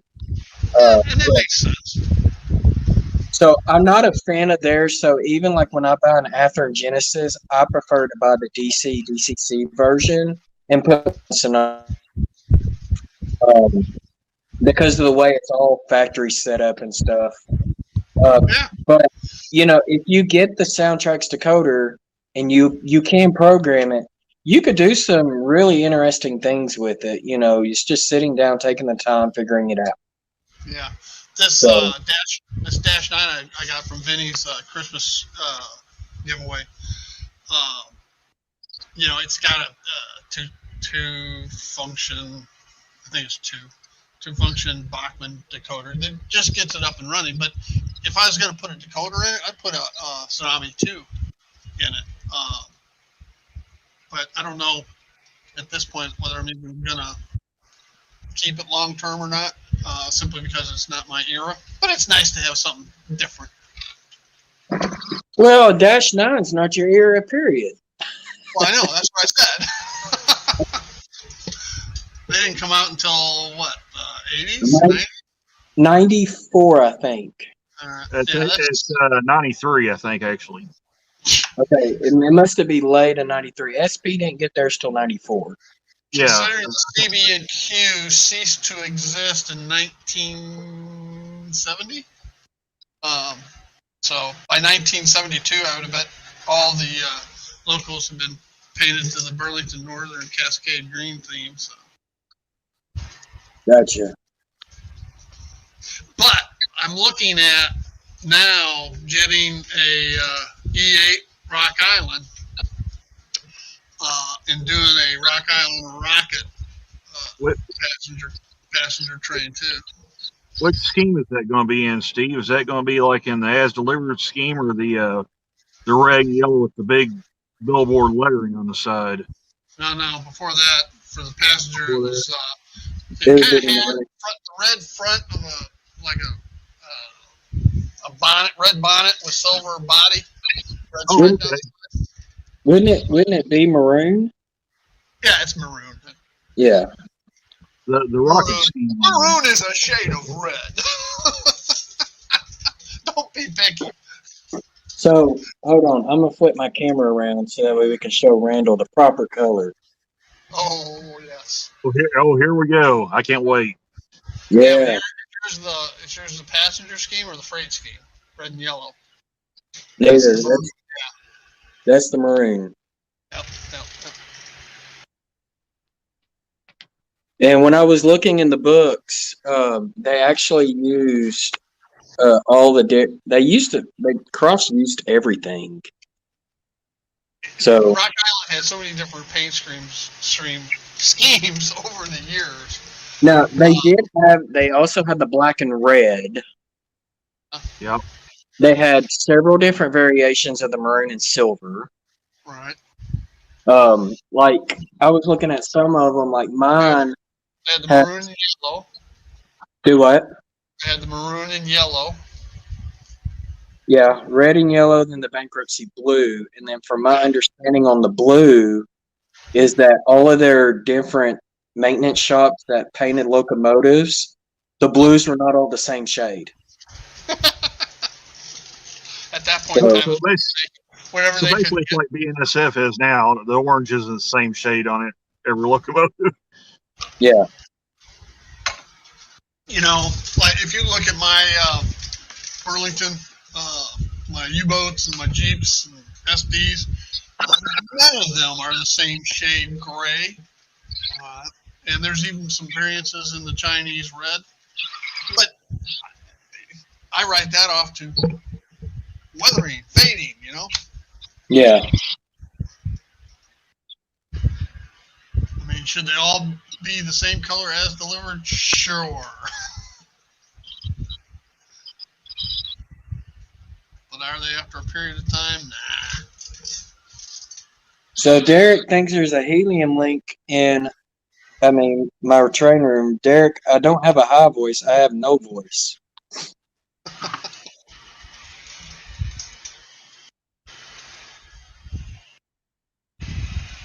Jason, no sound. Soundtracks make no sound decoders? Oh yeah, they actually do. I forgot about that. They do have just a motor and light function decoder.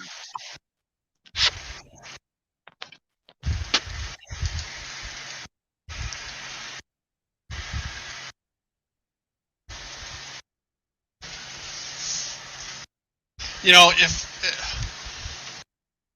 you want just a decoder to put in, you can get them for $25-$30. These Bachmann 2-function decoders are probably $25-$30, something like that, if that much. You know, Digitrax has a terrible deal, non-sound decoders. We can watch Jason. Way to go, Jason.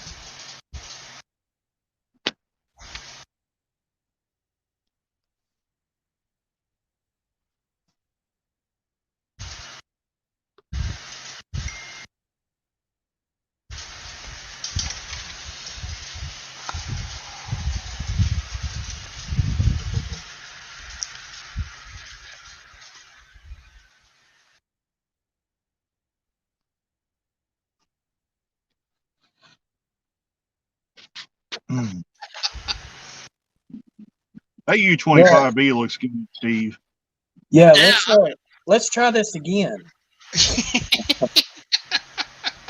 Okay, so I saw where Mystic was asking about non-sound decoders. I've got mine for sale. I've got a PNP, no sound, for like $23. So there you go. I've got another one here too. I can't find it. Oh, there it is. The 21 pin is like $21. So it's cheaper than the PNP boards. So, all right. So do y'all want to see what I've been working on? Sure. All right. You're going to have to excuse the mess on the top. I'll make you big. You go. All right. No, And you're not very big. there we go. So here's the wall that I just put in, all right? So this is the bench work that I just finished up all the way to the wall point. of the house, right? Yeah. And when I was talking about the wall not being squared, it's not square there. Right. And so that's a pain in the butt because it was literally, it's 24 inches from that wall to this, gap here. Uh-huh. And this section here is a 1/4 of an inch longer than the corner. That's how bad it's off. So Arkansas carpenters. Well, I guarantee you there was a lot of alcohol involved when they built this house in '81. Because I've already found some of the old steel beer cans in the wall. So when we did deconstruction. And then I've got my little piece here for when my train comes through. So the next section I got to build bench work will go right along here, which I've already made my marks. So, and then I got to build a 4-inch section. Do what? Then you got the peninsula. Well, yeah, this is basically starting the peninsula right here. Oh, I thought the peninsula came back towards where the garage door used to be. No, the garage door used to be right there. So right here If y'all watched my video, y'all saw where I said not flushed, right? Right. So this actually starts the wall curving out 45 degrees. Right. And then about here, it goes that way. Another 45 degrees. Towards the old garage door. Yeah. So, but this was the area I was trying to get done because my interchange yard's going to be here between the Rock Island and the Cotton Belt. And I'll have 3 industries along the wall as well. Cotton Belt will curve in front of the stud wall. The Rock Island will actually go behind the stud wall, which will be a staging track for it. So now I'm actually incorporating 2 prototypical railroads that interchange with each other. Okay, you make me small again.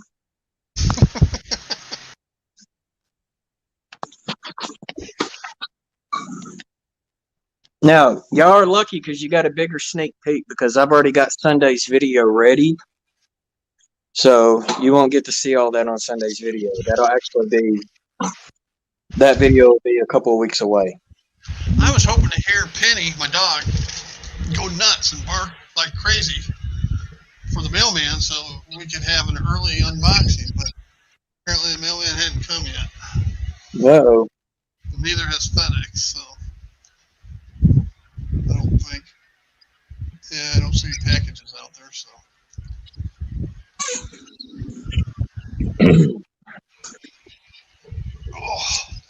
Now, I would show you my U25B, but I don't know exactly which tote it's in. It should be like mine, just paint scheme, right? Mine is the SP Bicentennial. Right. Just different paint scheme. Yeah. I'll tell you what, have you run it yet? No, it's only DC. I haven't ran it yet, but I bought it brand new. I'll tell you what, mine is a pulling machine, man. Runs smooth. Bowser makes some good stuff, I will tell you. I'm impressed. It's my first Bowser engine. They've got some real good stuff.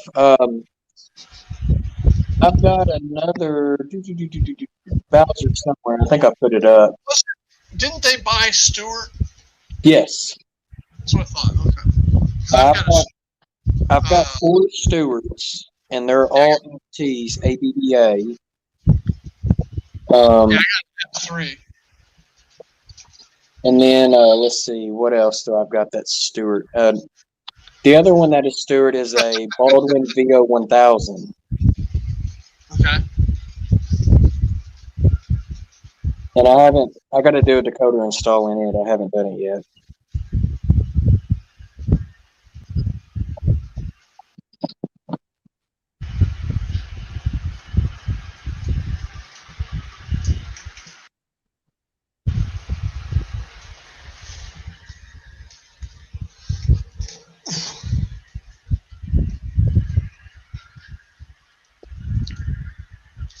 Well, I guess y'all are going to have to wait till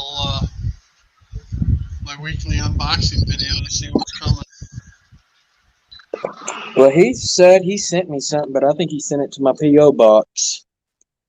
And I don't know if I'm going to get out today. I know it's supposed to get sunny, which should help with the melt. My front yard looks like it snowed, but the difference between snow and sleet, when you walk on the snow, your feet sink down. Yep. And on sleet, you're still at the very top. Yeah, and sleet is a lot more slippery than snow. Snow is not slippery. Snow you can grab. You know, if you got snow alongside the road and the road is ice, get that right side tire out there in that little bit of snow. It'll give you some traction at least. We got 0 snow here. 0. You're not in the snow belt. You're in the ice belt. Yeah. And so it cracks me up. Like all these people up north, they're like, y'all complaining about that, just that little bit, where we get, several inches of snow a year, and I'm like, At least you don't expect it every year. I mean, that would be like me saying, "Oh yeah, well, tell me, how does it feel to go 15 straight days, 100+ degrees in the summer with 100% humidity?" You know, because if it gets 100 degrees up in like Montana or the Dakotas or Minnesota, man, those people up there are like, man, this is unbearable. And I'm like, yeah, try being down here. Yeah, where there's humidity. Yeah. So, everybody, all my friends, when I brag about Florida weather, they say, yeah, but it's so hot there in the summertime. Newsflash, all right? It's hotter in Chicago, all right, with the same humidity levels as it is in Florida. All right, Tampa Bay has never seen a 100-degree day since they started recording. Never. Now, we have a lot of 98, 99-degree days, but never a 100-degree day. Because the Gulf, right. Well, but buffers.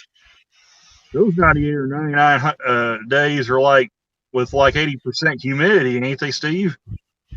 Say what now? I said all those 98 or 99-degree days you guys have down there would be like with 80% humidity, wouldn't they? Actually, no, it's usually 60 to 70%. Yeah, because you got that salt air. Yeah. And trust me, the Midwest has the same high humidity levels. Oh, yeah. I mean, in the summertime up here, and I know Jason can speak to this too, it gets absolutely miserable at times. How humid it'll get. See, I live in the state of Arkansas 9 months out of the year. The other 3 months we call it Arkansas. Oh, Arkansas? Because you literally feel like you're sitting in a sauna. Yeah. It's plumb miserable. And the only other states that could probably contest to how miserable it is would be eastern Texas, eastern Oklahoma, probably southeastern Kansas, southern Missouri, Mississippi, Alabama, and Louisiana, and parts of Kentucky and Tennessee. Georgia. Yeah, probably Georgia as well. Maybe a sliver of Georgia. The part where it's not close to the Appalachians. Because, like in Arkansas, Arkansas, if you go up northwest in the summertime, it's actually not that bad because you're in a higher elevation. Yeah. Because even though the Ozarks are not like the Appalachians or the Rockies, just being 1,000 feet up higher really helps when it comes to that humidity. But where I'm at, being on the edge of the Delta, it's just plain miserable. And Randall has to go through northeast Arkansas. That's all Delta. And I'll step outside during the summer, and it literally feels like the air is burning when you step outside. That's how bad it feels. Yeah, I'll take Florida. You see, I've been to Florida. Florida in the summertime, it's, in my opinion, a lot better than Arkansas. Yep, I agree. I mean, I came out of the Midwest, and the thing with Florida is, if you enjoy summers, okay, Florida is great. All right.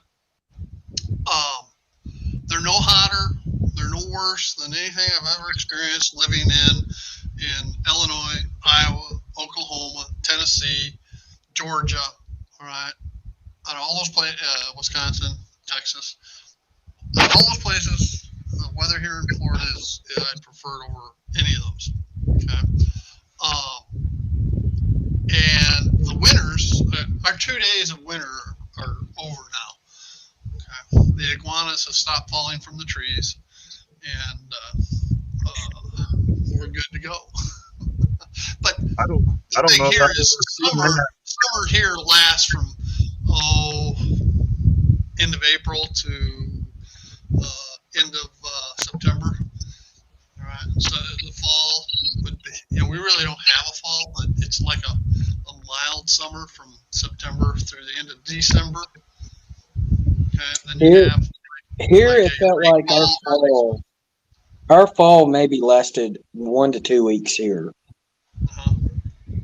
You know, it was pretty warm. It was like 80s, like all in October, and then it was like we hit a cold snap. Went from 80s 1 week to the 40s the week after. Yep. Ah, he's back. Oh Lord. Says you haven't brushed your beard in several weeks. Actually combed it this morning. Sure you did. It just don't look like it. You know, No, I haven't. just, I haven't been able to. You need to tell Heath, that at least you have hair, right? I think I got more hair here than he has here. Yeah, Dave BNSF is saying it's time for the great iguana hunt. You know, it's funny because you read about that, and it's all true, but it's south of here. It's down Miami, the Everglades, the Keys. All right, that's where the iguanas are. See you, Lee. All right, bye, Lee. Well, it is past my 2 o'clock live stream limit. And I'm sorry I didn't get to do a live unboxing. Y'all just have to wait. That's all right. Save it for the next stream, Steve. Yeah. Save it for the next stream. I'll do it. I'll do a video on it whenever I get everything in. So anyway, don't forget Anthony Dodge is live at 3:30 Eastern. All right, Cousin Vinny's on tonight at 8 p.m. Eastern. So I'll be home just in time for Anthony's stream. Lynn, you're absolutely right. It is almost time for my nap. Hey, I am retired, but I got stuff to do, Heath. Hey, Steve, can I put it out there? No guarantees, but I might be having my 1,000 subscriber contest bingo sometime this weekend. Cool. So, for those that have registered for the 2 locomotives and the What 2 locomotives are you giving away? I got them right here. Which 2 do I get my choice when I win? No, one is HO and one is N. Oh, Hey, okay. one fits your era though. Okay. Hopefully it's the HO one. It is a HO one, but it doesn't fit your railroad. Oh, that's okay. What is it? Okay. So because of that, I'm going to start with the N scale one first. All right. So the N scale, this is a SD60. It's an END demonstrator unit. So it's an Atlas. That's nice. There we go. Electromotive division. Yep. And it's a DC, but it does say Dakota ready. So there we go. Cool. All right. So that's the N scale. And then the HO one, I got to move a couple of things around. Hopefully not knock some stuff over. This one's also an Atlas, and it's an Alco RS3. But it's for interstate. It's for the interstate railroad. And from my understanding, that railroad was a short line in Virginia. Oh, okay. Well, they do make paint. Yeah. I figured anybody would do that. And that one is also only DC, but I mean, upgrading it to DCC or DCC sounds not that hard. Yeah, I'd probably, if I was going to an RS3, I'd probably repaint it in the Santa Fe black and white switcher scheme.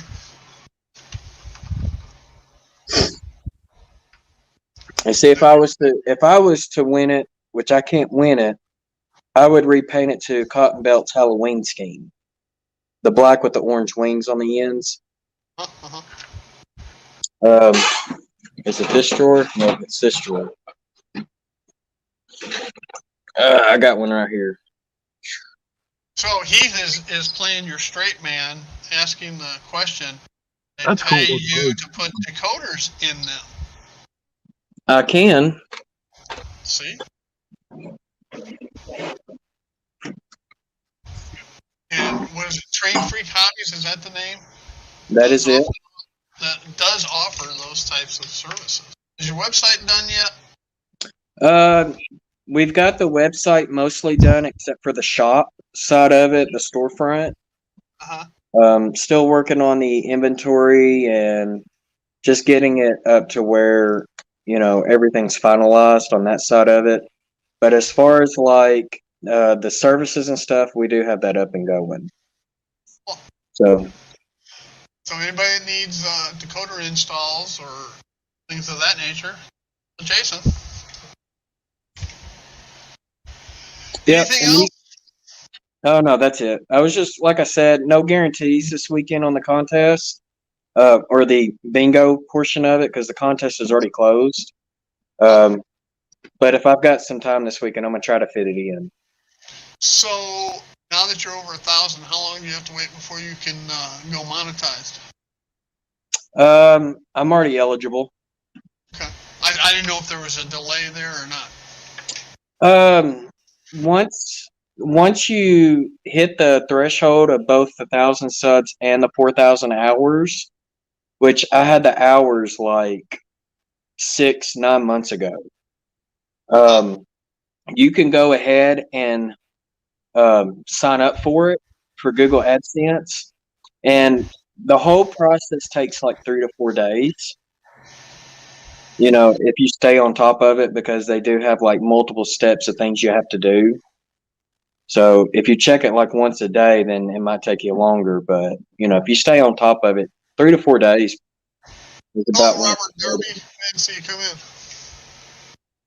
So I will tell you, it's not a big money maker, not at all. For what? Oh yeah. It's pennies on the dollar. Even when people make the donation, if they donate $1, what do you get? 60 cents, 70 cents, something like that. YouTube keeps 30%. Yeah. But on the views, I put it this way: like on a day that I release a video, I might make 50 cents on views. Huh? On the days that I don't release a video, I might make 1 to 2 pennies. So, Yep. I mean, you do the math. It don't pay very well. But that's not what I was doing it. I wasn't doing it for that anyway. So. True. I mean, anyway, I want to thank everybody for joining me here at the Retirement Railroad Matinee Modeling. So all right. I'll be back next Friday. And till then, y'all have a great day. Bye. Guys, Thanks for having me on. Take care, everyone. Later, guys.